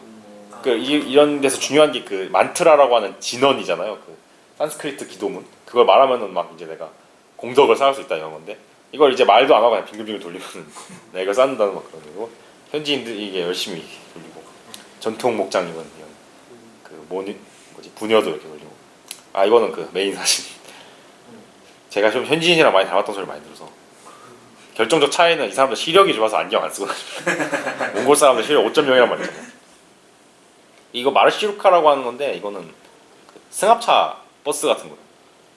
그 스타렉스 같은 데다가 이제 막 20루블 뭐 400원씩 막 내가지고 타고 다니는 거죠. 기사님 있고 노선 있고 다. 노선 있어요? 네, 노선 있어요. 몇 번 노선. 우즈베키스탄에서는 이걸 다마스를 이걸 써요. 왜냐면 우즈베키스탄에는 대우 공장이 있거든요. 그래서 거기 마티즈 천국, 다마스 천국. 이건 울란 우데이 이제 상징인 거대 레닌 머리. 세계 최대의 레닌 머리라는데 대체 레닌 머리를 세워둔 나라가 얼마나 있겠으며. 이게 또 웃긴 말이 롤리 플래닛을 보면 이런 게 써 있어요. 그 비둘기들이 당연히 있을 거 아니에요 도시에. 얘들이 새똥을 전혀 안 싸는데 이제 친실한 공산주의자들은 이래 새들조차도 레닌의 위대함을 알아보고 이제 새똥을 안 싸는 것이다. 실제는 뭐예요? 무슨 장치를 해놓지 않겠냐는 그런 뭐 소리가 있대요. 진실은 아무도 모릅니다. 당연히 이 정도는 해야죠. 피사야탑 가는 것처럼. 이게 이제 박물관이고 이거 표트르 대제를 만드는 몽골 사람들. 이거 이제 불상인데 한국 불상하고 전혀 다른 양식이라 굉장히 흥미로웠어요. 만화 캐릭터 같다. 인도풍이 많이 섞여. 네네네. 그러니까 인도풍이 제일 진하게 남았다고 봐야겠죠. 무협지 많이 보신 분은 금강저 이 들고 있는 게 금강저입니다. 공자왕. 사실 저는 무협지 안 봤는데 같이 가신 분이 좀 연식이 좀 있으셔가지고 그분께서 좀 무협지 좀 보셨기 때문에 이거 금강저라고 해설을 안 말했으면 몰랐을 것 같아요. 이거는 또 다른 전시관인데 같은 박물관에 이건 좀 퀄리티가 확 달라지더라고요. 금속이라서 그런지. 그러니까 막 부기고 막 찢고 뭐 그런 것도 있고 이렇게 아름다운 여인 같은 걸로 막. 그러니까 이게 전통이 있대. 티베트 불교가 극상의 그런 감각적 그런 체험을 하기 위한 것들 이런 것들 만들어 놓고 그걸 다 부순대요. 나무위키에서 봤는데 나무위키는 언제나 믿을만하니까 이걸 다 부순대요. 부수는 이유가 첫째로는 깨달음의 경지를 이제 그렇게 이제 얻는 거고 두 번째는 그것조차도 허무하다는 걸 이제 알기 위해서 그렇다 하더라고. 뭐 나무위키니까 추천은 뭐 알아서 이제 걸러드리시면 이거는 이제 러시아 문학을 좀 좋아하시는 분은 안톤 체호프를 혹시 알지 모르겠는데 안톤 체호프 동상입니다. 그냥 이런 동상이 맞아. 체호프가 또 이제 동쪽을 이제 많이 갔거든요. 사할린도 갔었고 체호프를 기리는 게 좀 몇 개 보입니다. 근데 뭐 사실 꼬마가 귀여워서 가져왔습니다. 이거는 혁명 기념비인데 역시 또 한글이 또 이렇게 공산주의 한글에 일본어에 한자에 이거 맨 왼쪽은 몽골 문자. 이거는 이제 도시에서 좀 또 가면은 시 외곽에 이제 언덕 같은 데가 있어요. 거기 이제 딱 또 절이 하나가 있는데 그 절이 또 굉장히 노을이 훌륭한 장소고 풍경이 좋아서 거기 갔는데 진짜 좋더라고요. 여기가 진짜 마음이 편해지는. 이 건너편에 이제 딱 그 이런 그 건너편 풍경 있잖아요. 지금 보면 굉장히 멋있잖아요. 숲이 쫙 펼쳐져 있고 설원에다가 이제 이거를 40시간 동안 본다 생각하시면 돼요. 이것도 막 뭐 불경 같은 거를 이제 종이에 색종이에다가 뭐 있나 봐요. 그 전통 풍습 같은 게. 그래서 이게 이렇게 묶어가지고 이게 안에 바람이 쫙 부는데 이게 펄럭펄럭 날리는 게 진짜 멋있더라고요. 이걸 파는 건가요? 여기 쓰라고 이렇게. 아 당연히 팔아야죠. 먹고 살아. 손님들도 먹고 살아야 되니까. 그리고 사진은 못 찍었는데 그 오체투지 아시죠?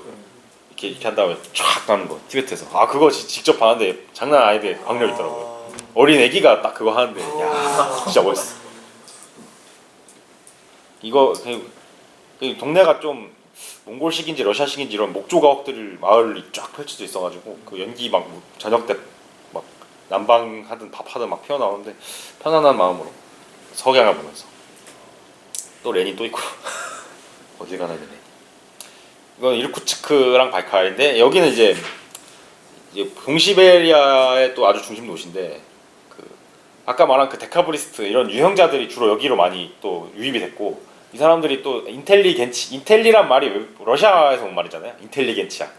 인텔리들이 이제 유입되다 보니까 뭐 하여간 작가, 소설가, 뭐 화가 이런 사람들이 이제 굉장히 그런 문화를 진흥시켰고 그래서 이제 이 동네가 또 사업가들이 또 이제 부흥하는 무역 도시로 번창하면서 유럽식 건물 굉장히 고풍스러운 건물들이 많이 져졌고 그래서 아 극동의 파리다. 그 정도까지 아닌 것 같지만 뭐 어쨌든 시가지도 나름 볼만한 건축들이 굉장히 좀 볼만하고 거리 산책하면서 그리고 무엇보다 이 도시가 유명한 건 사실 바이칼 때문이라고 봐야죠. 그러니까 바이칼 호수가 천혜의 그 때묻지 않은 자연이라고 막 하는. 또 한국에서는 또 기성세대들이 이걸 좋아하는 게 막 샤머니즘 이런 게 있어서 민족의 시원, 환국의 그 뿌리를 찾아서 하면서 많이 가는 데가 바이칼이죠. 한겨레에서 아마 바이칼 가는 것도 아마 그런 거랑 좀 연관이 있지 않을까 제가 감히 의심을 좀. 그 아무튼 수심은 1637m에다가 전 세계 하면서 20%를 갖고 있다는. 그 여기를 가는 데가 여러 방법이 있는데 제일 이제 대중적인 거 두 개는 이르쿠츠크에서 차 타고 1시간 가면 있는 리스트비앙카라는 데가 있고 이르쿠츠크에서 차 타고 5시간 가면 있는 아론섬이라는 데가 이제 섬 안에 이제 호수 안에 섬인데 섬이 여러 개가 있는데 그 중에 유일하게 이제 사람들이 사는 데고 여기 이제 그 샤머니즘의 성지였어요 원래부터. 그래서 굉장히 유명한 관광지죠. 근데 일정이 도저히 나오질 않아서 5시간 타고 가는데 찍고만 올 수는 없잖아요. 근데 만약에 일정 계획상 보니까 5시간 타고 가면 찍고만 와야 되겠더라고요. 이르쿠츠크도 못 보고. 그래서 그냥 리스트 비앙카로 차선 선택을 했습니다. 영하 28도를 그냥 이제 찍어보고 싶었는데. 그러니까 이게 좀 해가 뜬 뒤니까 그래도 아마 그 몇 시간 전에 영하 30몇 도 아니었을지. 왜냐면 여기 호숫가다 보니까 아무리 도시보다 차겠죠. 이런 길을 지나서. 저렇게 추우면 차들이 멈추거나 뭐 그런 일은 없나요? 전혀 그런 걱정은 없더라고. 그거만을 위해 애들이 사는 정도 난방은 정말 잘 돼 있어요. 난방만큼은 과해서 이제 걱정일 정도로. 근데 보다시피 이렇게 열심히 제가 바이칼에 대해서 막 대단한 그런 걸 설명했지만은 역시 막상 가보면 사람 사는 거 똑같다고 친구들이랑 같이 간 이랜드랑 한 말이 야 여기 경포대잖아. 그러니까 이제 이르쿠츠크라는 도시에서 동네 사람들이 차 끌고 와가지고 그냥 가족끼리 막 이제 고기 꺼먹고 앞에 이제 펜션들 막 쫙 늘어서 있고 식당들은 딱 그 관광지 가격에다가 물가에다가 그런 점. 그래서 그래도 나름 사람 사는 거 비슷비슷하다는 진리를 또 새삼 체감하고. 그리고 이게 바이칼이 또 문제가 뭐냐면은 사실 이것보다 더 대단한 거는 눈이 안 쌓였을 때가 진짜 멋있어요. 왜냐면 물이 투명하게 비치거든요. 근데 눈이 와도 녹진 않으니까 그대로 이제 굳어버려가지고 이거 보려면 눈을 긁어내야 돼요. 여기. 근데 아마 다른 데 가면은 좀 나을 거예요. 여기는 아마 지형상 좀 그런 것 같은데 그래도 장관입니다. 굉장한 장관이죠. 원래 이게 이제 눈을 걷어내면은 그리고 종종 이렇게 돼 있어요. 가면은 이게 이제 그냥 끝도 없이 쫙 펼쳐져 있는 게 제일 유명한 사진들이죠. 이런 사진들. 저는 이제 그러니까 이거만 봐도 보통 사람들은 이런 거 안 찍고 그냥 이런 거만 보여주거든요. 근데 그 뒤편에 가면은 여기에 뭐가 있겠어. 다들 이제 얼음으로 만들어가지고 놀고 있다 이거. 애들끼리 막 이제 눈싸움하고 뭐 그냥 뭐 이런 거. 얘들한테는 이게 그냥 동네 그냥 그거니까요. 부산 사람들이 이제 그 동네 그냥 해수욕장 가는 느낌. 그러니까 이제 그 이제 블로그에 근데 이런 거 올리면 좀 그렇잖아요. 나름 이제 이거 보세요. 이게 어디 봐서 샤머니즘에 영혼이 살아있는 그런 동네예요. 그냥 횟집 먹으러 그냥 소래포구 뭐 이런 데지. 개팔자, 삼팔자 인상 깊어서. 물론 이제 자연은 그래도 전혀 같지가 않아서 사람 사는 건 똑같아도 자연 환경은 다르다는 걸 사람 느낄 수 있는 게 이건 이제 석양 무렵인데 아 정말 훌륭했습니다. 물론 추워 죽을 뻔했다는 건 새삼 아 이 추위가 전해지네. 정말 추웠네. 아 이분은 또 숙소 주인장이었는데 정말 거대하시고 물론 저도 이제 좀 컸지만 그 목공을 직접 하시면서 막 숙소를 새롭게 이제 영업을 하셨던 분인데 제일 싸서 이제 너무 근데 이제 워낙 목소리도 굵고 막 톱 같은 거로 막 계속 뭐 작업을 하고 있으니까 신기 건드리면 우리 죽는 거 아닌가 하는데 전혀 그런 건 아닙니다.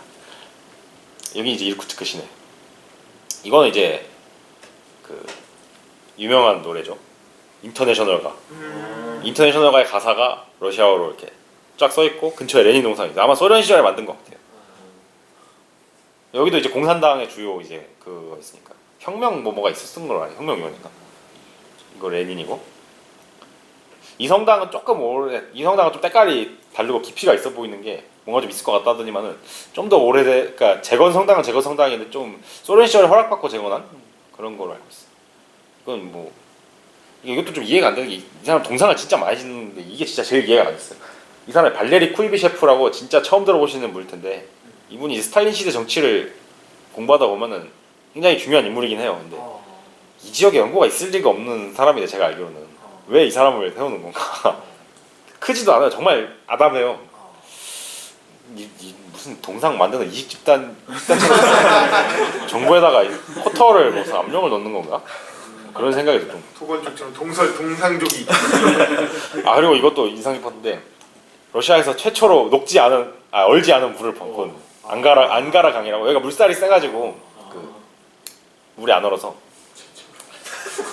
쫄쫄쫄쫄쫄 물 흐르는 소리가 그렇게 반가울 수가 없더라고요. 계속 얼어만 있는 것만 보다가 친구가 이제 이거 보면서 야 드디어 봄이 오는구나 막 이랬는데 아 여기는 그냥 물살이 세가지고 안 오는 거야 봄 올려 멀었어 라고 제가 산통을 좀 저게 낚시하는 건가요? 네네. 안가라강 참 티 없이 맑은. 여기 그리고 또 적백내전에 콜차크 제독이라는 사람이 있었는데 혹시 러시아 영화 제독의 연인이라는 영화를 보신 분 있을지 모르겠는데 그 영화의 콜차크가 여기에 이제 던져집니다. 처형당해서 붉은 부대한테. 여기도 이제 그 2차 대전 전몰자 기념. 이거는 이제 그 동네 뭐 지역 지금 청사 뭐 이런 걸 텐데 소련 시절에 진 건데 보시면 알겠지만은 이 건물들이 진짜 그냥 아주 남자답죠. 이런 말 하면 좀 요즘에 좀 문제가 될 소지가 있겠죠. 아무튼 그 장식 이런 거 없고 그냥 우악스럽고 그냥 사람들 찍어 누르고 싶어하는 거. 이게 스탈린 양식인데 너무 좋았습니다. 이런 건물 정말 사랑합니다. 모스크바에 가면 이거 봐서 대단한 건물들이 이제 세트로 있어요. 스탈린의 7자매라고 스탈린의 미적 취향이 다분히 반영돼. 이거는 덩치 큰 개가 그냥 가만히 이렇게 있길래 뭐 주인도 없어 보이고 개 구경이 좀 쏠쏠했습니다. 유기견은 아니겠죠? 사람을 무서워하는 거 보니까 그럴 수도 있어요. 이것도 안가랑 아니고 이것도 좀 이해가 이 가가린이거든요. 언제나 예 인명사전의 맨 앞자리를 언제나 차지하는 가가린이라. 네. 가가린보다 앞을 있을 수 없을 거 아니에요? 가가가 없지 않는 이상. 그렇죠. 레이디 가가도 아니고. 그 가가린 동상이 여기 왜 있을까? 참 이것도 뭐 국민적 영웅이라고는 하지만은 뭐 아무튼 이르쿠츠크 일정에서 끝났습니다. 다음은 크라스노야르스크 4,098km 나 드디어 반 정도 오거든. 그리고 이르쿠츠크랑 크라스노야르스크가 직선 거리는 그렇게 길지 않은데 그 곡선 거리가 좀 있어요. 그 바이칼 호수 남부 쪽이 좀 우회로가 있어가지고 좀 그래. 아무튼 여기는 이제 인구 100만짜리 대도시고 동시베리아 핵심 공업 도시인데 여기가 또 이제 예니세이 강이 흐릅니다. 근데 사실 동업 도시라서 주변 지역까지 들어올 게 아니면은 도시 자체가 볼 건 많지 않아서 사진도 좋고 이게 이제 크라스노야르스크 크라이, 그러니까 크라스노야르스크 지역이라는 행정구역인데 행정 구역이 크기가 뭐 굉장하죠. 여기가 이제 이 가운데를 이제 강이 흐르고 이 강변의 남쪽에 이제 크라스노야르스크가 있고 강변의 북쪽으로 가면은 이제 예니세이강 하류가 나오는데 거기 북극해. 뭐 여기 이제 하류에 가면은 악명 높은 러시아의 수용소 도시이자 니켈 세계 최대의 니켈 산지 노릴스크가 여기 있고 뭐 스탈린이 또 이제 예니세이 강변의 북극 쪽으로 그 유형을 했었죠. 형무소 생활을 했었죠. 지금 딱 봐도 우리나라보다 큰 거죠. 훨씬 큰 거죠. 면적이 얼마? 검색하면 해볼까요? 아니 지금 밑에 우리나라에 살짝 보이는 것만 해도 그건 당연한 거고 직접 그건 너무나 당연한 거고 몽골보다 커 보이는데 지금. 아니 저걸 왜 세로로 이렇게 면적은 233만 9,700제곱미터 233만이면은 234만 정도인데 한국이 10만이니까 남한이 아 그래요? 네 남한이 10만인데 기억하기 좋게 10만 여기 234만이라니까 뭐 24배라는 거네. 북한이 비교를- 아주 10배. 비교를 위해서 좀 더 말하자면 일본 38만 프랑스 55만 뭐 여기가 인구는 근데 거의 거의 대신에 자원이 엄청 많죠. 아까 말한 니켈 세계 최대 니켈 산지 같은 거 있고 거기다 강제 노동 수용소 같은 거를 이제 개발을 했었죠. 왜냐면은 이런데 누가 일하러 오겠어요. 아 근데 아까 말했죠. 여기 하고 노릴스크 있다 했잖아. 근데 사진을 지금 까먹고 안 올렸는데 치타라는 도시에 가니까 노릴스크로 일하러 오세요라는 광고가 붙어있더라고요. 그 급전이 급하신 분들이 많이 간다고 요즘에 이분들은 이제 무시무시한 경찰 형님들. 이거는 크라스노야르스크역. 확실히 때깔이 달라지는 게 100만 건에 도달했다는 느낌이. 이거는 또 클래식을 혹시 좋아하시는 분 있을지 모르겠는데 드미트리 후보로스토프스키라고 백발의 그 되게 테너였나 그분이 제가 클래식을 몰라서 그분을 이름을 딴 극장이 그분이 얼마 전에 요절하셨거든요. 50대의 나이로. 이건 예니세이강 여기도 이제 얼지 않았죠. 역시 교통체증이 좀 그리고 여기부터 일본하고 좀 거리가 생겨서 그런지 일제차가 좀 줄어들고 국산차 그러니까 한국산차랑 그 미국 미제한도 좀 있고 미국 차도 있어요. 네네 좀 가끔 네. 그러니까 중고차를 좀 각지에서 많이 사다 보니까 이거는 이제 도로인데 이것도 굉장히 멋있어가지고 이건 이제 예니세이강에 정박해 있는 그 배인데 이 배가 이제 그 러시아의 마지막 황제인 니콜라이 2세가 황태자 시절에 그 동방을 한번 순례를 한번 했거든요. 동방 순행을 딱 하고 일본까지 가가지고 일본에서 얌살 한번 당할 뻔하다가 다시 돌아와서 이제 황제가 되는데 그때 이 지역에 들어서 탔던 배가 이거라고 하고 또 웃긴 게 니콜라이 2세 다음에 러시아 지도자 레닌이잖아요. 레닌이 이제 유형 생활할 때 이거 타고 갔대. 그래서 이제 러시아 2명의 러시아 지도자를 태운 그런 배. 이거 레닌의 방이고. 그러니까 잘해줬어요, 되게 대접을. 볼셰비키들이 좀 피해의식이 많은데 좀 제 생각에는 좀 얘들 좀 양심이 없는 거 아닌가. 이렇게 잘해줬는데. 아 물론 잘해줬다고 해서 이제 반항하지 말라는 거 아닌데 얘들 나중에 인간 취급도 안 주거든요. 자기 반항하면은. 아마 여기에 8명은 넣었을 겁니다. 제국 정부는 4명 넣었다면 볼셰비키가 8명 넣었을 겁니다. 이거 그때 레닌인데. 왠데 꽃미남으로 그려놨네요. 아니 꽃미남이 문제가 아니라 레닌 1870년생인데 제가 알기로 1898년인가? 아 그 정도에 그러니까 30대가 되기 전에 20대 때. 네 그때 유행을 가요. 근데 머리 상태를 보세요. 머리 이미 다 벗겨졌나? 그러니까 이분은 정말 천부적 대머리인가. 수염이 이미 턱수염 저렇게 긴 거. 그러니까 정말 이런 대머리가 세상에 어디 있을까 싶을 정도로. 이거는 이제 여기 제일 비싼 식당에 가서 탕진을 좀 했습니다. 이거는 러시아 전통 국인 보르시라고 하는 국인데 매우 빨갛다고 해서 절대 맵진 않고 구수한 그냥 맛입니다. 그리고 그 옆에 있는 그 돼지 비계는 슬라브 전통 음식인데 이것도 삼겹살 부위를 이제 싹싹 잘라가지고 그 냉동 저온 그 암실 같은 데다 이제 숙성시켜서 이제 술안주로 주로 많이 먹는데 진짜 맛있어. 이거 진짜 맛있어. 그 치즈가 아니고 비계. 네 돼지 비계. 그 뺀 감자? 그냥 빵이었던 걸로. 빵? 네. 컵에 든 거는 뭐 그 사워크림 아시죠? 사워크림을 러시아 애들이 진짜 많이 먹어요. 스메타나라는데 그거 그냥 이제 국에다가 이제 그냥 버먹는 거죠. 네. 그리고 그 옆에 맨 구석탱이에 있는 건 겨자 소스 이거 비계에 이제 찍어 먹으라. 이거는 그 만두가 몽골 제국이 거쳐간 곳에는 만두가 다 있어요. 한국도 몽골 제국을 통해서 만두가 들어오거든요. 러시아도 당연히 몽골의 지배 받았으니까 만두가 있고 맛있게 먹었습니다.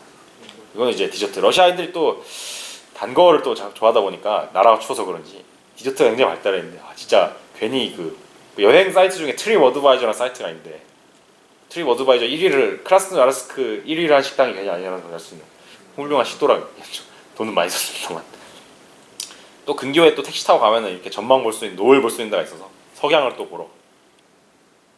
궁금한 게 동양인이 택시 타면 위험하지 않나요? 그런 거 없어요?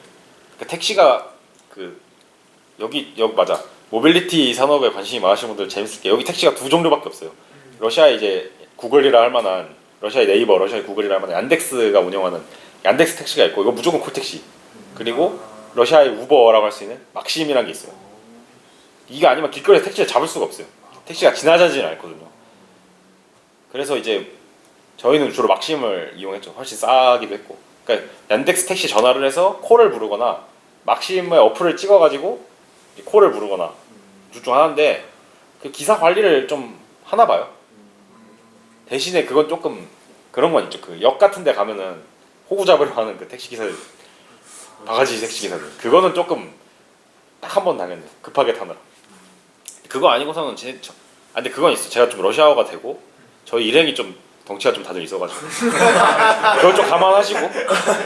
근데 치안은 생각보다 걱정이 없었던 게 그 푸틴 정권이 그 최근 들어 국제 대회를 많이 유치했잖아요. 2014년 동계올림픽, 2018년 월드컵 그때를 기점으로 좀 불량배들을 청소를 많이 해서 그분들 다 교외 지역에 이제 가 계시고 이런 중심 도시에는 좀 찾아보기 많이 힘들더라고요.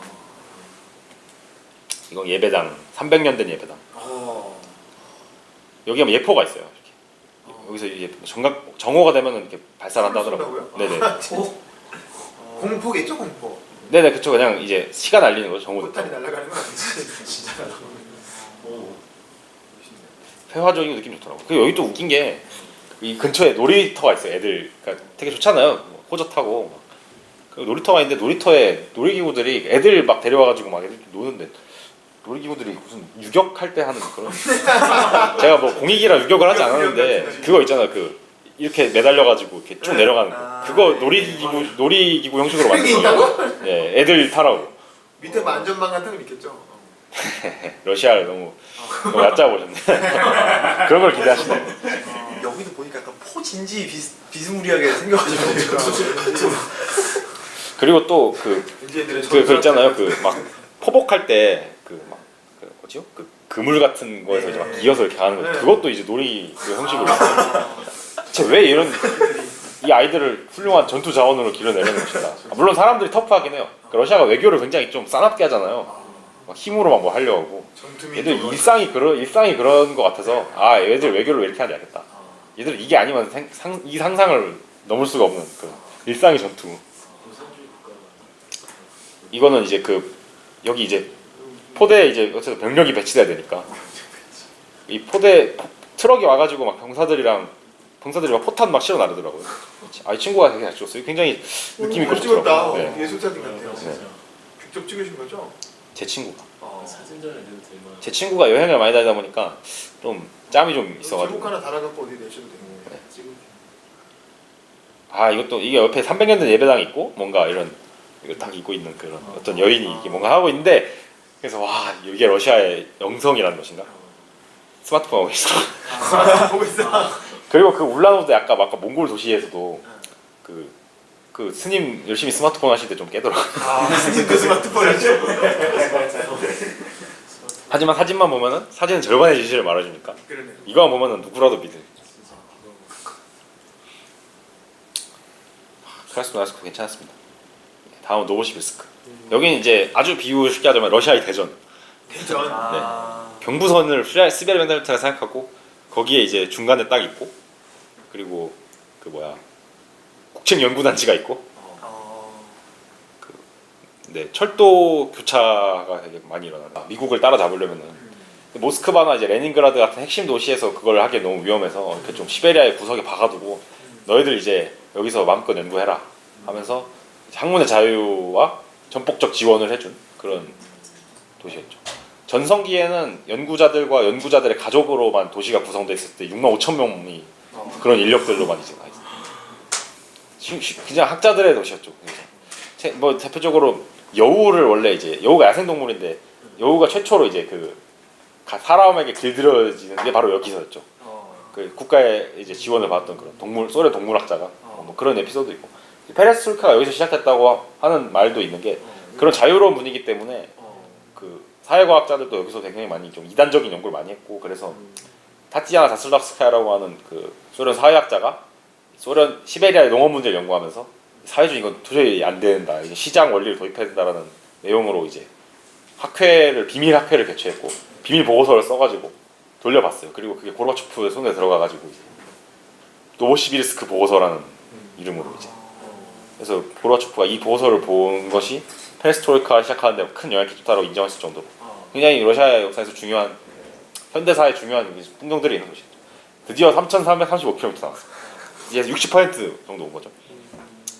이것도 여기가 재밌는 게 그 여기서 지선이 여러 개가 갈라지는데 그 중에 대표적인 게 이제 우즈베키스탄의 수도인 타슈켄트로 통하는 이제 투르케스탄 시베리아 철도, 돈카자 철도라고도 하는데 이게 이제 스탈린의 제1차 5개년 계획의 일환으로서 체제 선전용으로 지은 철도예요.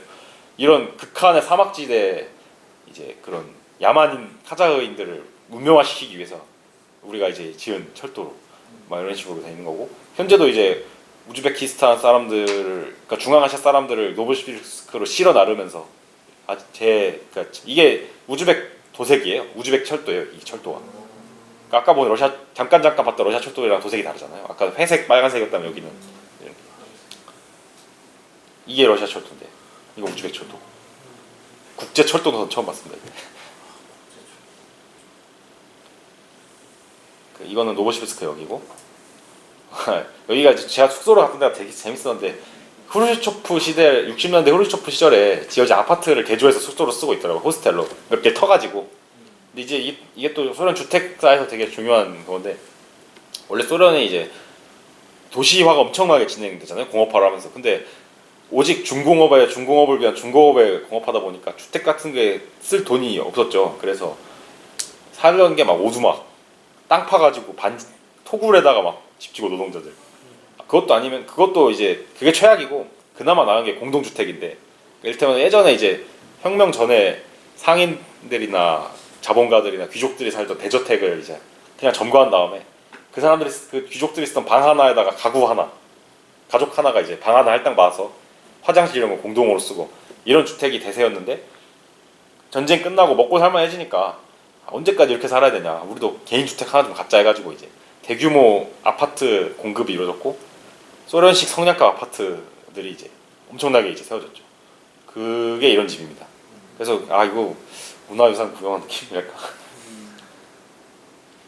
이렇게 돼 있고 이거는 박물관에 있는 스탈린 영상 안 찍을 수가 없어서 이것도 이제 뭐 무슨 또 관청일 건데 이것도 건물이 참 아주 또 그냥 시원시원하죠.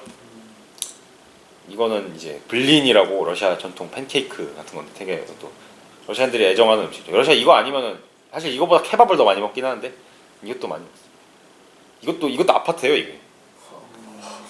이거는 이제 후르쇼프 시절 전에 스탈린 시절에 또 체제 선전용으로 지어진 그러니까 당시로서 신식 아파트인데 이거는 사실 좀 많이 짓지도 않았으니까 좀 신중하게 지었을 거 아니에요. 그래서 층고도 높고 벽도 두껍고 굉장히 이제 인기가 좋은 아파트고 아까 말한 건 대중보급용이라서 층고도 낮고 벽도 얇고 뭐 방음도 안 되고 그래서 그때 이제 저런 아파트에서 생긴 전통이 벽에다 카페트 걸어놓는 거 이제 보온과 방음을 위한 내장재 같은 걸로 이거 이제 여기 이제 세계에서 5번째가 6번째로 긴 오비강이 여기를 또 지나는데 이 오비강 철교를 지난 철도를 이 걸어가다가 소방관인지 뭐 관리 인력인지 사실 그 두 분이 막 걸어가더라고요. 근데 저를 보더니만은 끼따이 이런 거예요. 끼따이가 이제 중국이란 뜻인데 동양인이 이제 러시아를 걷다 보면 엄청나게 많이 듣는 말이죠. 끼따이 막 그냥 이제 반갑게 인사하듯이 그러면 이제 나 중국이 아니다 한국 사람이다. 끼따이 니 끼따이 까레 하면 이제 그러면 이제 하하호 하면서 이제 그냥 가는데 이 아저씨는 갑자기 서더니만은 까레야? 유시나야지 시베르나 남쪽이냐 북쪽이냐 유시나야 남쪽이다 세울 슈퍼 그러면서 유시나야 까레야 뭐 하라쇼 좋다 막 이러면서 막 축켜 세우는 거예요. 그래서 갑자기 기분이 좋더라고요. 어쨌든 이렇게 고국의 멋짐을 알아주시는 분이 있으니까. 그래서 저도 이제 러시아 또 이제 윌리카 스트라나 러시아도 위대한 나라입니다 하니까 갑자기 이제 딱 끌어안으시는 친구가 이걸 다 사진으로 남겨둔. 그리고 이제 호련이 이제 같이 떠나신 진정한 사나이. 사진이 진짜 잘 찍은 것 같아요. 순간순간에. 아 정말 감동했습니다 진짜. 그러면서 맞아 하기 전에 뭐 유준하가 한국 최고 막 이러다는데 러시아도 같이 이제 친하게 지내는 나라 이러다니까 도널드 트럼프 아메리카 딱 이렇게 이게 러시아 사나이구나. 뭐 단어로 다 얘기해. 이건 이제 이제 드디어 지하철인 도시에 왔어요. 이 지하철 이게 도색을 이제 한 건데 알다시피 차량은 아주 구식이죠. 이거 아마 이거 80년대 동독 이런 데서 만든 걸 수도 있어요. 근데 이제 이 초콜릿이 또 이제 러시아 필수 그 네. 기념 상품인데 알련카 초콜릿이라고. 이것도 이제 그 소련이 이제 발전하면서 국민들이 이제 우리도 좀 맛있는 거 좀 먹고 살자 하면서 이제 그런 상징적인 차원에서 만든 초콜릿이고 이 애기 모델이 되게 귀엽잖아요. 저 많이 본 것 같아. 네네네. 러시아 여행 갔다 온 사람들 많이 사오죠. 저 애기 모델이 또 이제 또 소련 전역에 또 선풍적인 그 인기를 끌었고 굉장히 또 그 유명한 실존 인물이에요? 실제 네네 인물은 실제 그 공장 관련 그거 그때 아기 낳은 뭐 그걸 이제 썼을 걸요. 초콜릿 공장에. 네네 아마 관련 인력의 그런 가족 이게- 그럴 거예요. 네. 그리고 이 공장 이름이 붉은 10월 공장이라 아직도 이거는 그 아카데미고로도 아까 말한 그 국책연구단. 사실 여기는 좀 보기가 힘들어요. 왜냐면은 아무래도 여기도 근교 도시니까 그냥 지구가 아니라 진짜 몇만 명씩 사는 도시니까 이제 걸어 다니기보다는 차 타고 다니는 게 낫고 또 이 좀 매니악한 동네잖아요. 관광하러 온 데가 아니고. 그래서 제대로 보려면은 안에 좀 아는 사정 아는 사람 러시아인이랑 같이 차 타고 다니면서 막 해설 들으면서 가야 제대로 볼 수 있는데 저희는 그냥 우리 발자국 남기고 간다라는 차원에서 그냥 이제 버스 타고 가가지고 보고 갔죠. 약간 대덕 연구단지 같은 그런 느낌. 네네네네 맞아요. 그런 느낌. 스케일을 엄청나게 키운 대동연구단지. 이거는 이제 그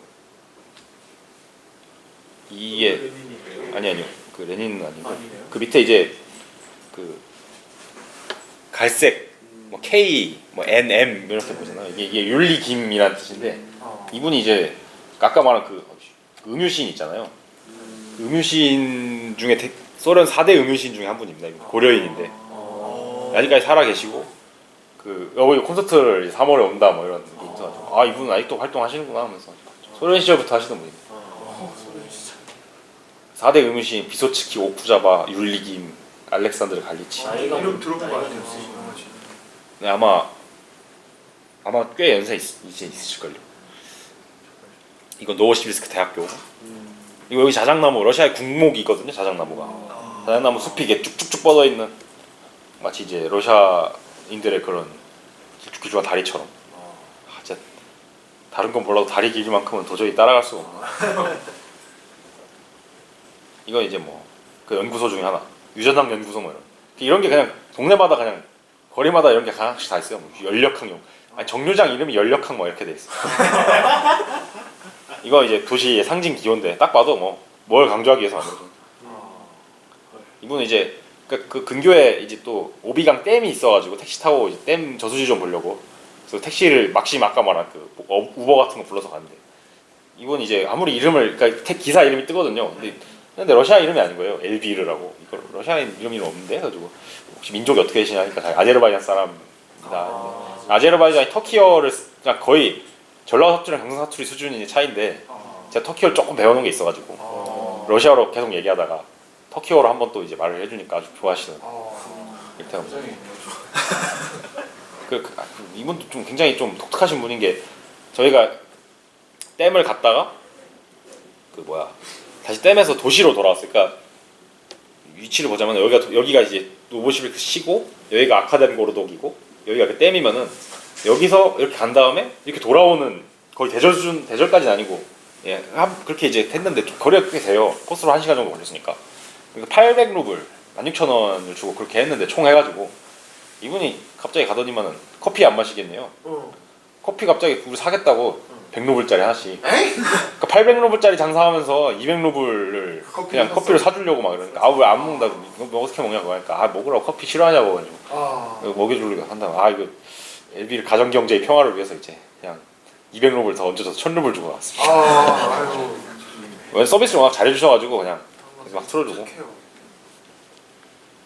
이게 또 막 댐이 또 사회주의 상징이었거든요. 근대화의 상징이고 사회주의 근대화였으니까 소련에서 댐 관련해서 막 이런 또 막 해놨고 얼어 있으니까 막 무슨 수상 이런 이거 빙상 스포츠 같은 거 막 하더라고요. 인상 스포츠가 있네요. 이게 이제 수력 발전소 오브강 수력 발전소.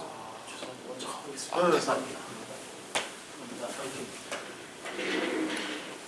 이거는 뭐 이렇게 하고 있고 아 이것도 노보시비스크 C로 돌아가니까 집회 같은 걸 하고 있는데 푸틴이 엄혹한 푸틴 시절에 무슨 또 집회냐 보니까 이제 연금 얼마 전에 푸틴이 연금 개혁했어요. 연금 그 수령 당연히 이제 연한을 올리는 걸로. 올렸겠지. 근데 러시아인 평균 수명이 진짜 낮거든요. 남성 평균 수명이 소련 망한 직후에는 58세까지 떨어졌었고 아이고. 지금도 60대일 거예요. 남성은 여성은 좀 높고 70몇 대인데 근데 그걸 올리면 사실상 이제 연금 받지 말라는 수준인데 한국처럼 그렇게 오래 사는 나라가 아닌데. 새 시대 바라보는 거. 네. 근데 이제 그러니까 막 국민적으로 되게 인기를 많이 얻죠 이것 때문에. 그 이거 연금 개혁 중단하라 뭐 이런 집회하더라고요. 재정이 부족해서요. 네네네. 그렇죠? 그쵸. 왜냐면은 석유 팔아먹는 나라인데 유가가 유가 떨어지고 제재는 막 먹으니까. 이건 또 레닌 동상. 윤동산 참 여러 가지 보던데 멋있게 많네. 이건 여기는 진짜 제일 멋있어요. 그럼. 박력이 장난 아닙니다. 크기가 달라요. 이거는 이제 노보시비스크 오페라 극장인데 원래 여기서 오페라나 발레나 한 판 보려 했는데 워낙 인기가 많으셔가지고 표가 없더라고요. 보면은 백조의 호수 하고 있고 스파르타크 소련 때 유명한 투란도트 뭐 이런 거 하고 있었어요. 이게 이제 모스크바에 있는 모스크바에 볼쇼이 극장이 있잖아요. 볼쇼이가 크다는 뜻이거든요. 큰 극장인데 이건 더 큽니다. 러시아 제일 큰데 스탈린이지. 이거는 이제 또 2차 대전 또 전몰자 기념. 근데 이날이 또 그거였어. 그 2월 23일이라고 러시아 국군의 날. 원래 이제 붉은 군대 뭐 창립 기념일 같은 거였는데 러시아 국군의 날로 옮겨갖고 그래가지고 행사하더라고요. 웃긴 게 이 꼬맹이들 옆에 보이시죠? 이거 따라하는 거 보이세요? 그 이 교대하러 오는. 네. 러시아는 진짜 그냥 아이 때부터 군사주의라는 걸 그냥 이렇게 흡수하면 살겠구나라는 생각이 좀 들더라고요. 보세요 이거 탱크에 올라오는 거잖아요.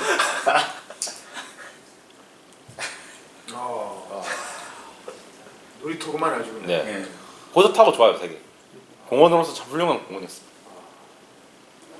다음에 옴스크는 정말 비중 없는 도스토옙스키가 여기 유형을 왔었고 아까 말한 그 제독의 여인이라는 영화의 콜차크라는 사람이 여기다가 임시정부를 한번 차렸습니다. 적백내전 당시에. 굳이 들릴 이유는 없지만은 잠깐 들렸다 하기도 뭐 좋은. 모스크바까지 드디어 2712km. 영국 나오자마자 여기 내니 있더라고요. 그래서 제가 고등학교 때 되게 재밌게 봤던 러시아 여행기가 그 사진 작가분이 이제 소련제 카메라 들고 소련제 카메라 은근 많이 하고 있다더라고요. 그 소련제 카메라 들고 그 시베리아 이쪽 막 여행 가가지고 그 쓴 여행기 이름이 레닌 있는 풍경인데 제목 정말 잘 잤다는 걸 갔다 와서 보니까 아 이런 훌륭한 제목 어떻게 생각했어요? 이거 옴스크요. 여기가 이제 그 트레티아 스타일리ца 세 번째 수도다. 그러니까 러시아 첫 번째 수도 모스크바, 두 번째 수도 상트페테르부르크, 세 번째 수도 러시아 임시정부가 있었던 옴스크인데 당연히 이제 붉은 군대가 다 박살내버렸죠. 이 건물에서 러시아 정부의 미니스터의 회의 위원회가 뭐 있었고 맨 밑에 알렉산드르 콜차크 러시아 제독 알렉산드르 콜차크가 최고 머시기였다. 뭐 그런 뜻이. 이게 도스토옙스키 성상인데 이 앞에 도스토옙스키 그 옴스크 문학박물관 있어요. 절대 가면 안 될 곳인 게 러시아어를 모르면은 아무것도 알 수가 없고 설령 도스토옙스키에 대한 팬심 국역 도스토옙스키를 열심히 본 그런 훌륭한 독자더라도 러시아어 모르면 전혀 알 수가 없고 그리고 그 도스토옙스키 그 파트가 끝나면은 옴스크 지역 문인 파트가 나오는데 정말 옴스크 지역 문인에 대해서 비상한 관심이 있는 한국에 몇 명 있을지 모르는 그런 사람들 아니고서야 이거는 이제 옴스크 도서관인데 굉장히 멋있더라고요. 여기 앞에 막 러시아 유명한 학자 지식인들 동상이 부조로 딱딱 돼 있고 이거는 콜차크 동상인데 이거는 웃긴 게 식당에 있는 동상이에요. 왜냐면 식당 이름이 콜차크거든요. 그래서 콜차크에서 반동적인 음식들 많이 먹죠. 이거는 그 이거 아까 말한 그 돼지비계. 아 진짜 맛있어. 아 또 먹고 싶다. 이거는 러시아 음식은 아니지만 맛있는 돼지고기. 이거는 아까 본 만두는 러시아식 만두고 이건 중앙아시아식 만두. 이름이 만티입니다. 만티. 만티, 만트 뭐 이런 식. 그러니까 만두에서 온 거란 게 딱 보이죠. 그 다음은 예카테린부르크인데 이 지역이 이제 우랄 지역의 이제 거점 도시. 우랄은 이제 러시아, 유럽과 아시아의 흔한 경계라고 불려진 지역이죠. 근데 그런데 하면은 역시 그거는 아닌 게 이게 원래 유럽과 아시아의 경계 제가 알기로는 우크라이나 지역이라고 많이 서유럽 학자들이 예전에 18세기 막 이럴 때 그렇게 말했어요. 근데 퓨트르 대제가 이제 러시아도 유럽인데 왜 그러시죠 하면서 우리도 유럽이 될 거야라고 막 하니까 러시아 지리학자들이 야 우랄 산맥의 경계로 막 뭐가 많이 바뀌어 막 이러면서 막 학계에다가 막 밀어붙였거든요.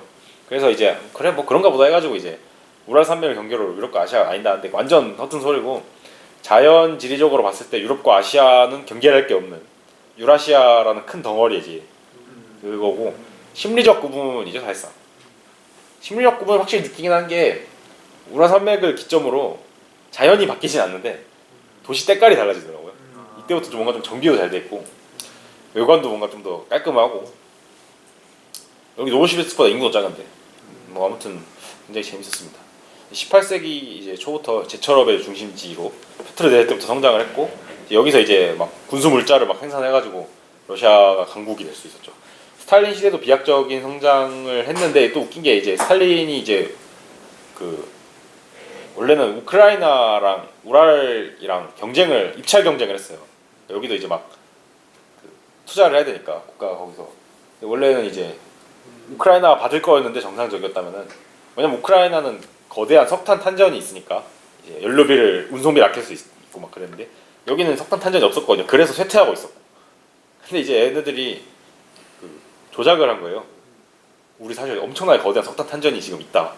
탐사가 거의 완료됐고 제철소를 지으면 거의 될 거다 해가지고 근데 당연히 이제 감사를 먼저 해야 되잖아요. 근데 그 감사원한테 막 뇌물 먹이고 그 지질학자들은 막 이제 자기 말 안 들으면 지방 정부가 지질학자들 막 이제 거의 막 감옥 보내고 그 자기 석탄 없다고 막 보고서 쓰는 거 그리고 이제 중앙 정부한테 막 돈 받으려고 미리 건설을 시작해 버린 다음에 이제 돈 주라고 예산 달라고 막 그런 짓을 하다가 그래서 비약적 성장을 해요. 돈이 많이 들어가니까 당연히 근데 석탄이 없으니까 저 멀리 시베리아에서 그러니까 이미 지금 모스크바가 1800km밖에 안 남았어요. 아까 막 5000, 6000 막 이런 일했는데 그런 데서 이제 석탄 실어와가지고 막 철 만들겠다고 하니까 스탈린이 모든 걸 알고 경로해가지고 다 죽여버리죠.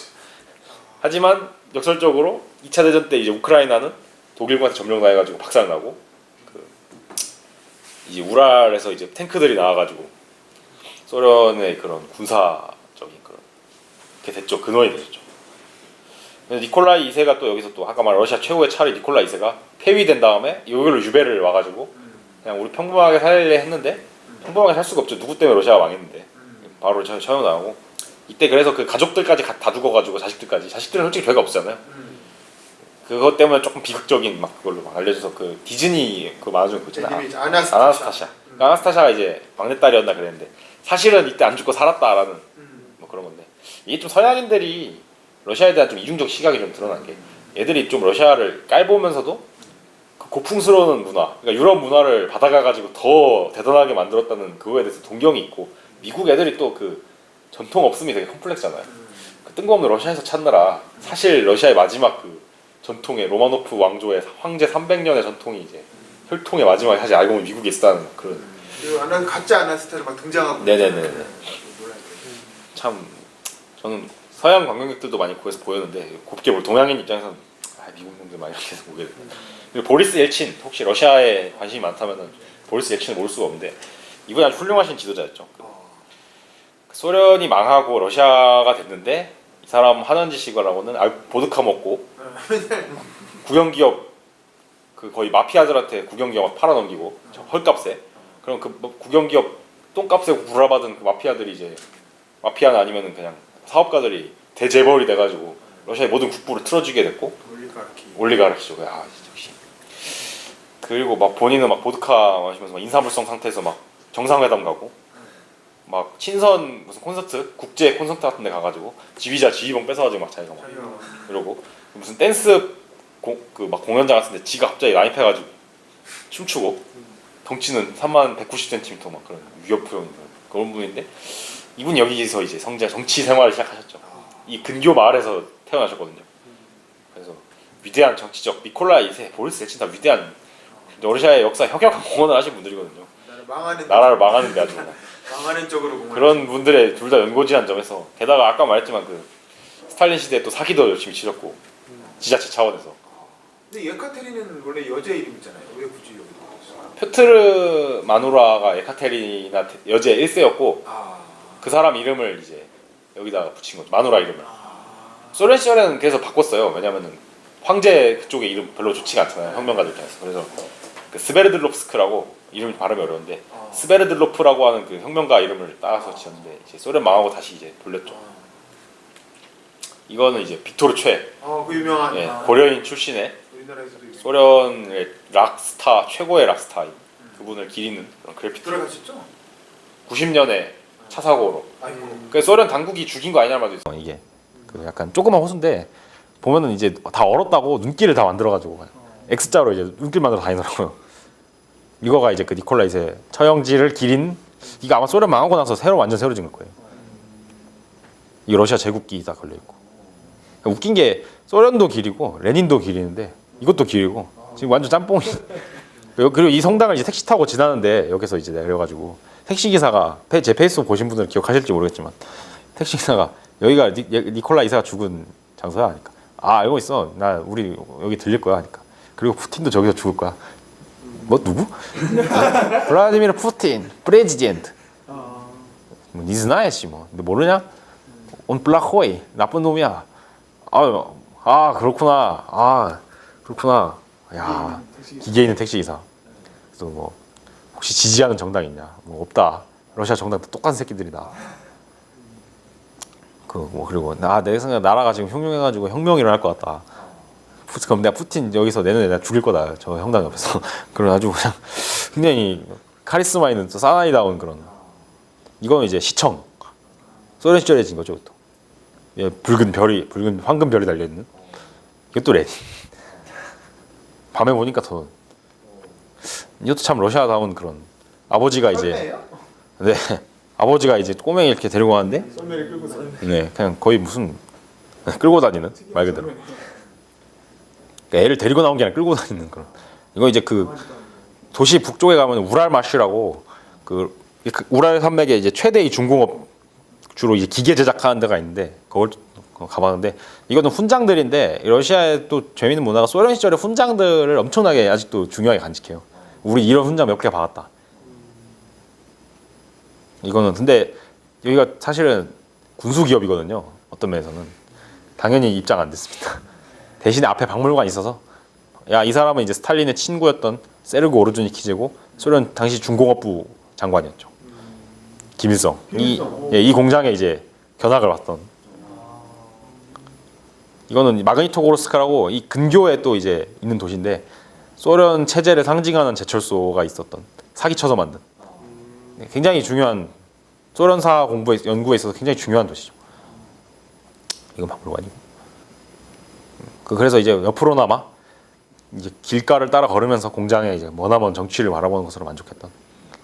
이건 이제 옐친 센터가 있어요. 푸틴이 새로 져줬거든요. 왜냐면 푸틴을 발탁한 게 옐친이거든요. KGB. 네네. 그 보안국 KGB가 이제 쪼개져요. 그 1총국이 이제 대외 담당이고 2총국이 국내 담당이었다 그랬는데 반대였나? 아무튼 그래서 대외 담당이었던 2총국이나 1총국이 SVR로 바뀌고 이제 국내 담당 총국은 FSB로 바뀌는데 푸틴이 이제 거기에 이제 임명돼가지고 생진 가도를 걸으면서 이제 그 엘친에게 발탁돼서 이제 대통령 대행하면서 이제 전국적으로 갑자기 확 떠올랐죠. 이거 이제 소련의 멸망을 다루는 거고 뭐 이거 쿠플류 바우체르, 그러니까 바우처 삽니다인데 이때 러시아가 민영화를 국민들에게 바우처를 뿌린 다음에 그 그 뭐지 그걸로 이제 네가 원하는 그거를 사라 부라 받아라 뭐 이런 국민주 같은 식으로 당연히 얼마 전까지만 사유재산이라는 개념이 없던 나라에서 바우처를 팔면 그걸 알아들을 수가 있어요. 이거 뭐지 하니까 눈치 빠른 몇몇 사람들 올리가르가 된 사람들이 바우처 미리 사재기 해가지고 왜냐면 이때 나라가 그냥 결단 났으니까 당장에 생필품이 없던 그런 수준이었거든요. 나라가 혼란해가지고 그러니까 이제 바우처 이제 그냥 싹 긁어 모아가지고 올리가르들 막 상생하고 그 올리가르들끼리도 지들끼리 바우처 싸우겠다 해가지고 마피아 막 동원해가지고 막 갱단에서 막 총격전 벌이고 납치하고 막 그런 어두운 시대였죠. 그걸 만든 장본인이 옐친인데 옐친 센터를 지어가지고 돈을 막 이렇게 들여가지고 옐친은 위대한 지도자로 기리고 있는 거 보면서 그래도 푸틴이 그걸 정리한 거 아닙니까? 그쵸 푸틴이 올리가르들 중에서 반항하는 애들 딱 때려잡고 죽여버리고 때려잡고 자기 친정부 올리가르만 살리고 마피아들은 다 그냥 음지로 그냥 다 둘겨 패고 위대한 옐친. 다음은 카잔. 월드컵의 그 도시죠. 카잔의 기적이 있었던. 근데 거기는 카잔의 관광지가 몰려있는 중심가랑은 좀 거리가 먼 곳이라서 그 스타디움을 보고 오는 거는 일정상 체력상 도저히 안 됐고 사실 이때부터 체력 문제로 많이 못 보기 시작했습니다. 크렘린과 카잔 대학교는 딱 봤어요. 드디어 크렘린이 왜 여기 있어요? 크렘린은 모스크바에 있는 거 아니에요? 이걸 때문에 제가 이 슬라이드에 이걸 넣었습니다. 크렘린이 원래 크레물이고 크레물은 원래 일반 명사예요. 그래서 그 옛날 러시아 도시. 그러니까 지금 우리가 본 도시는 다 1800년대, 1700년대 세워진 그런 도시잖아요. 그런 거 말고 막 1200년, 1000년 뭐 이런 때 세워진 도시들은 원래 성곽이 있었을 거 아니에요. 그 성곽을 그냥 부르는 말이 크레물이었고 그 왕이 사는 왕이나 대공 이런 사람들이 사는 성곽이 크레물이고 이 크레물 중에 대문자를 쓰는 게 그 모스크바에 말씀하신 그거죠. 크렘린. 네. 여기도 그래서 크렘린인 거죠. 여기 하얀 크렘린. 카잔 대학교는 레닌이 다녔다가 중퇴한 대학교 유명합니다. 여기도 이제 그 소수민족 타타르스탄 공화국의 수도죠. 카잔역이고 여기 구역이고 신역이 또 있더라고요. 그래서 올 때는 구역으로 와서 갈 때 신역으로. 여기는 모스크가인데 은근 생긴 게 여기가 좀 북쪽이고 눈 오는 동네다 보니까 이슬람이라는 이미지랑 좀 안 어울리잖아요. 이슬람 뭐 사막 아니면 무슨 인도네시아 같이 막 적도 지방 이런 데 어울릴 것 같은데 여기 막 눈 내리는 나라에서 이슬람 사원이 있으니까 되게 분위기가 독특하더라고요. 이거 아랍 문자인데 제가 아랍 문자를 거의 모르긴 하는데 페르시아어를 왜냐면은 아주 기초 수준만 배웠기 때문에 이거 그래도 읽습니다. 페르시아식으로 읽으면은 여긴 타타르어는 좀 다르지만 커전, 에슬럼, 컬레티 뭐 이런 식으로 읽을 수 있을 것 같아요. 이거 좀 자랑해보고 싶습니다. 전혀 자랑 안 되는 거죠. 이거 이제 안에 가면 모스크가 이것도 다 원래 다 부쉈어요. 뭐 이건 안 부서지고 남은 걸 수도 있을 텐데 많이 부쉈고 그래서 이제 91년에 이제 아까 막 교회들 막 다시 세웠다는 것처럼 여기도 이제 그 모스크들을 다시 이제 막 세워가지고 종교가 어느 정도 부활하기 시작한 그런 모습들이 이제 20년째 지금 관찰되고 있는 30년 가까이. 이것도 이제 그 일환으로 이제 이 아주머니가 이제 이거 막 아랍 문자로 된 서예 같은 거 이렇게 본 따가지고 그리는. 이거는 이제 퓨어도르 샬리아핀이라고 이것도 클래식이나 러시아 문화에 관심 있으신 분들은 그 러시아 혁명 전에 최고의 바리톤 가수였나 막 그랬을 텐데 혁명 전에 약간 러시아 문화의 그 약간 귀족이나 부르주아 문화의 약간 상징 같은 또 그런 사람이죠. 이 동네 출신이라고 하네. 이거는 레닌 대머리 아닐 때. 그러니까 아까 봤지만 이 사람이 30대 전에 대머리가 됐는데 대머리 아닐 때면 정말 어렵다는 거죠. 카잔 대학교 다닐 때 학생 시절에 그거를 딴 동상인 것 같은데 이미 이 사람이 이마가 튀어나와서 좀 더 그렇게 보이는 걸 수도 있는데 이미 좀 벗겨지고 있는 것 같은 느낌이. 이게 아까 말한 그 크렘을 좀 비슷하죠? 모스크바에 있는 그거랑 유네스코 문화유산이고 이것도 좀 웃긴 게 여기가 원래가 이제 이슬람교를 믿는 사람들의 도시였잖아요. 근데 이 크렘은 러시아 거잖아요. 그러니까 원래 두 개 같이 쓰면 안 되잖아요.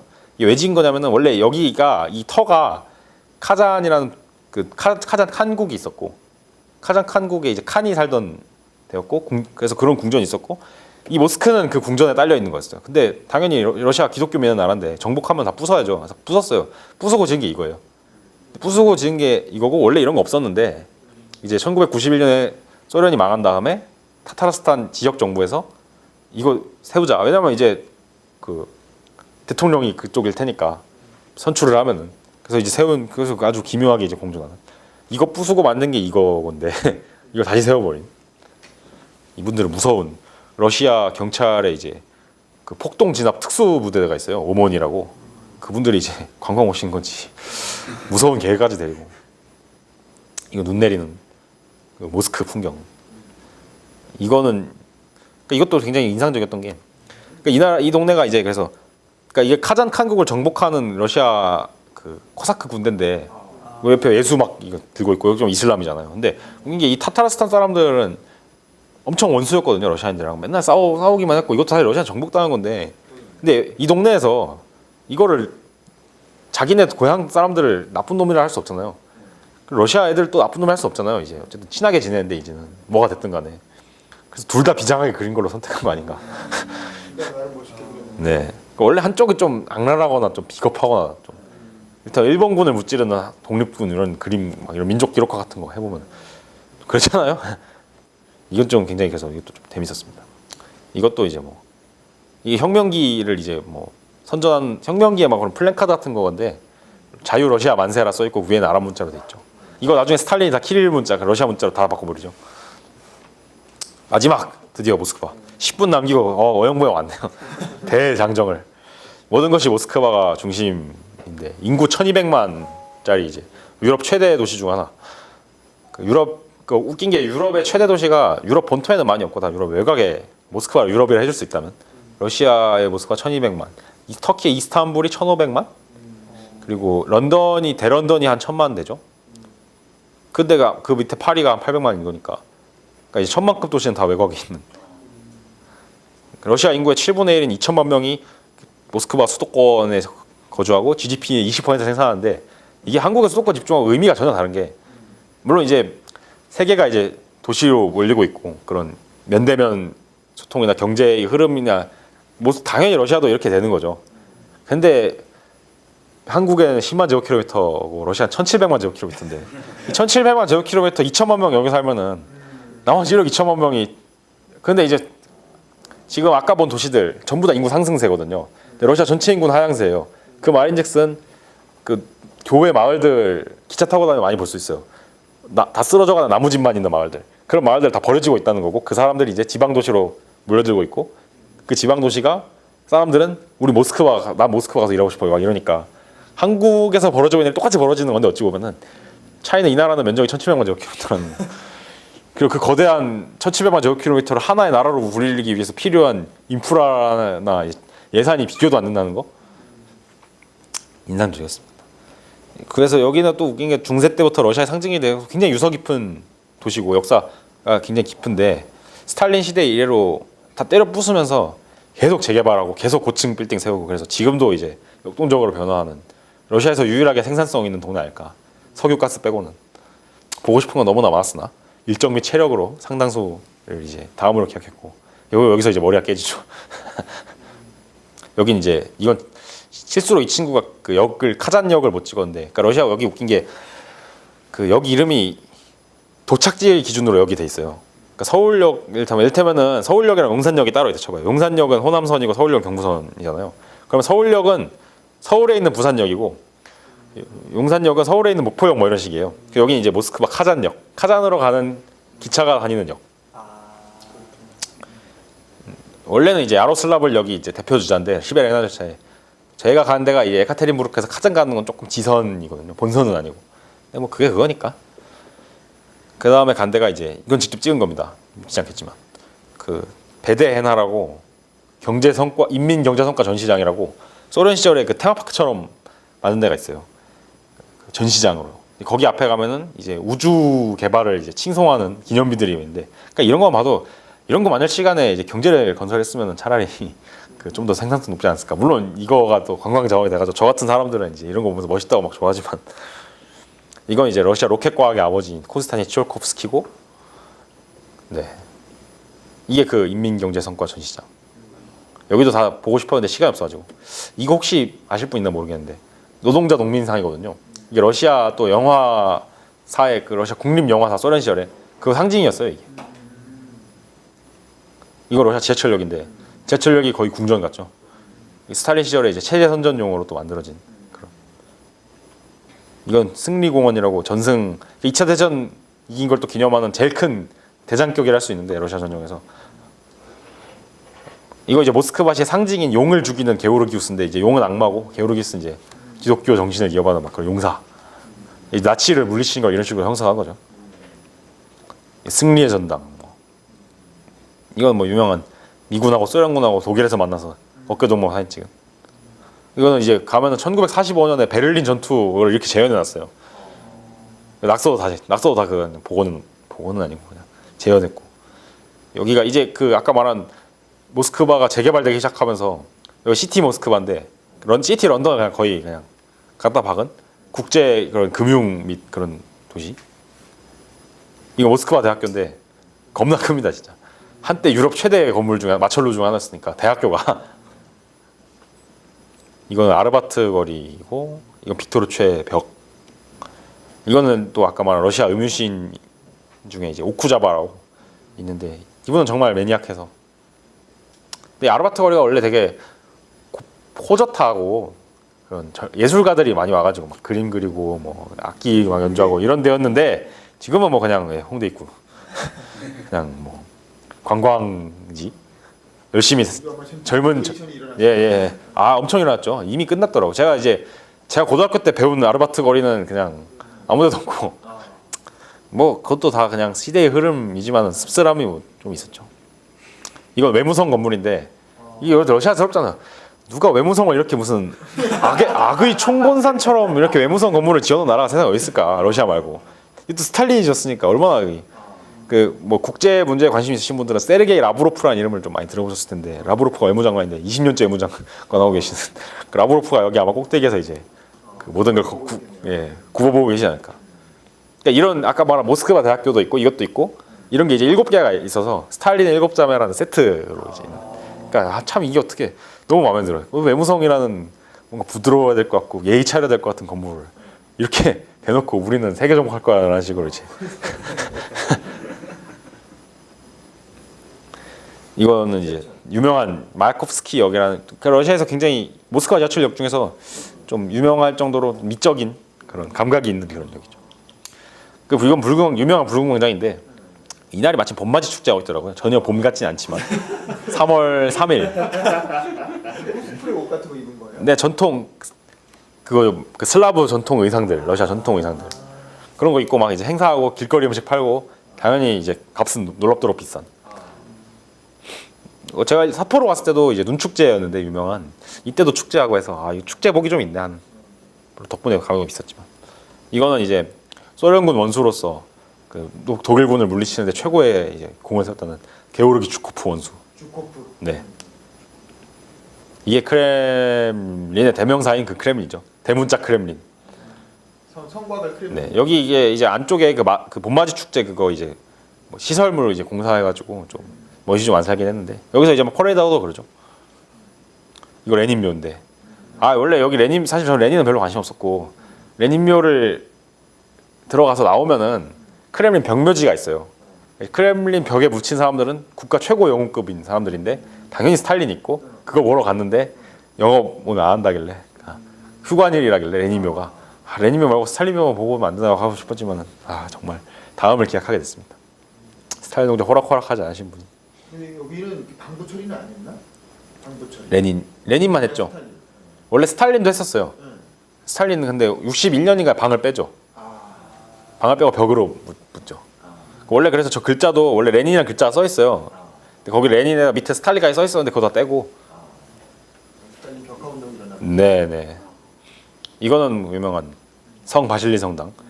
뭐 전설에 따르면 샷이 아니고 전설인데 이반 뇌제 때 지어진 건데 이반 뇌제가 이제 이 건축가 이걸 짓고 이 건축가들을 그러니까 그 당시 이제 영국이랑 러시아가 되게 친했어요. 16세기에. 그래서 영국 엘리자베스 여왕이 이 건물을 얘기를 듣더니만은 야 이거 너무 멋있다. 이거 지은 애들 우리 좀 보내줘라 했는데 이제 이반 뇌제가 죽일 정도로 야만적이진 않았고 서비스를 좀 해줘가지고 좀 할인을 좀 해줘가지고 어쨌든 이렇게 위대한 건물을 다른 데 또 줄 수는 없다 해서 눈을 뽑고 보냈다고 영국에. 이게 전설이에요. 당연히 이제 진실은 아닌데 그 정도로 이제 이반 뇌제의 잔인함과 이 건물의 아름다움을 이제 막상 가니까 워낙 이런 러시아스러운 건물 많이 봐가지고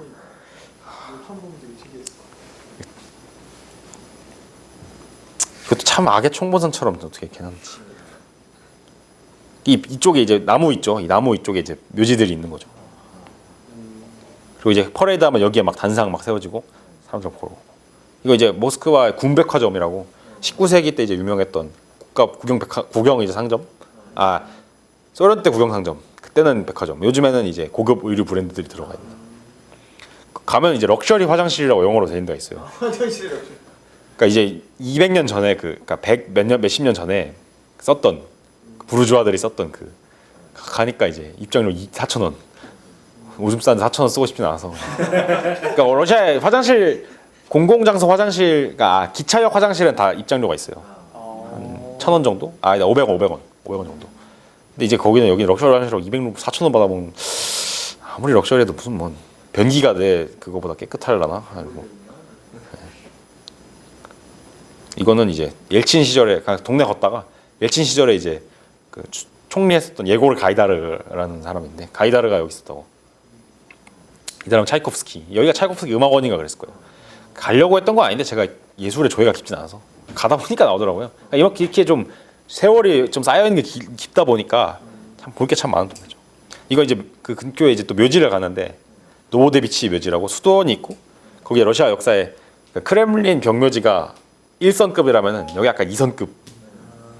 여기 국가 원수인데 후르시초프가 여기 묻혀 있죠. 얘는 좀 말년이 안 좋았으니까. 옐친도 여기 있어요.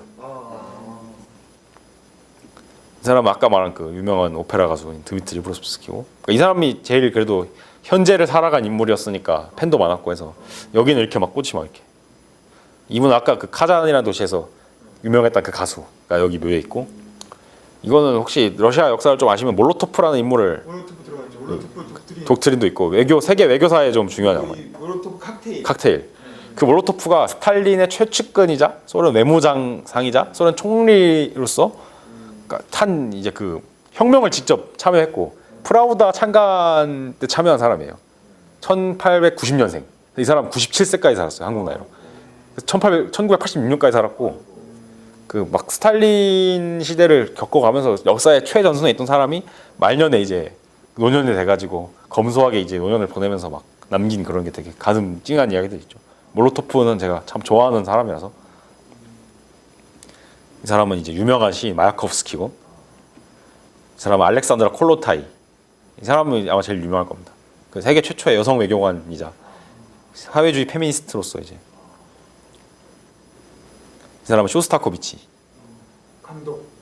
아니요, 그 사람 타르코프스키. 그래요? 안 그래도 저랑 같이 가신 그분도 이제 이 사람 영화 감독 이러더라고요. 아니요, 그건 타르코프스키입니다라고 이제.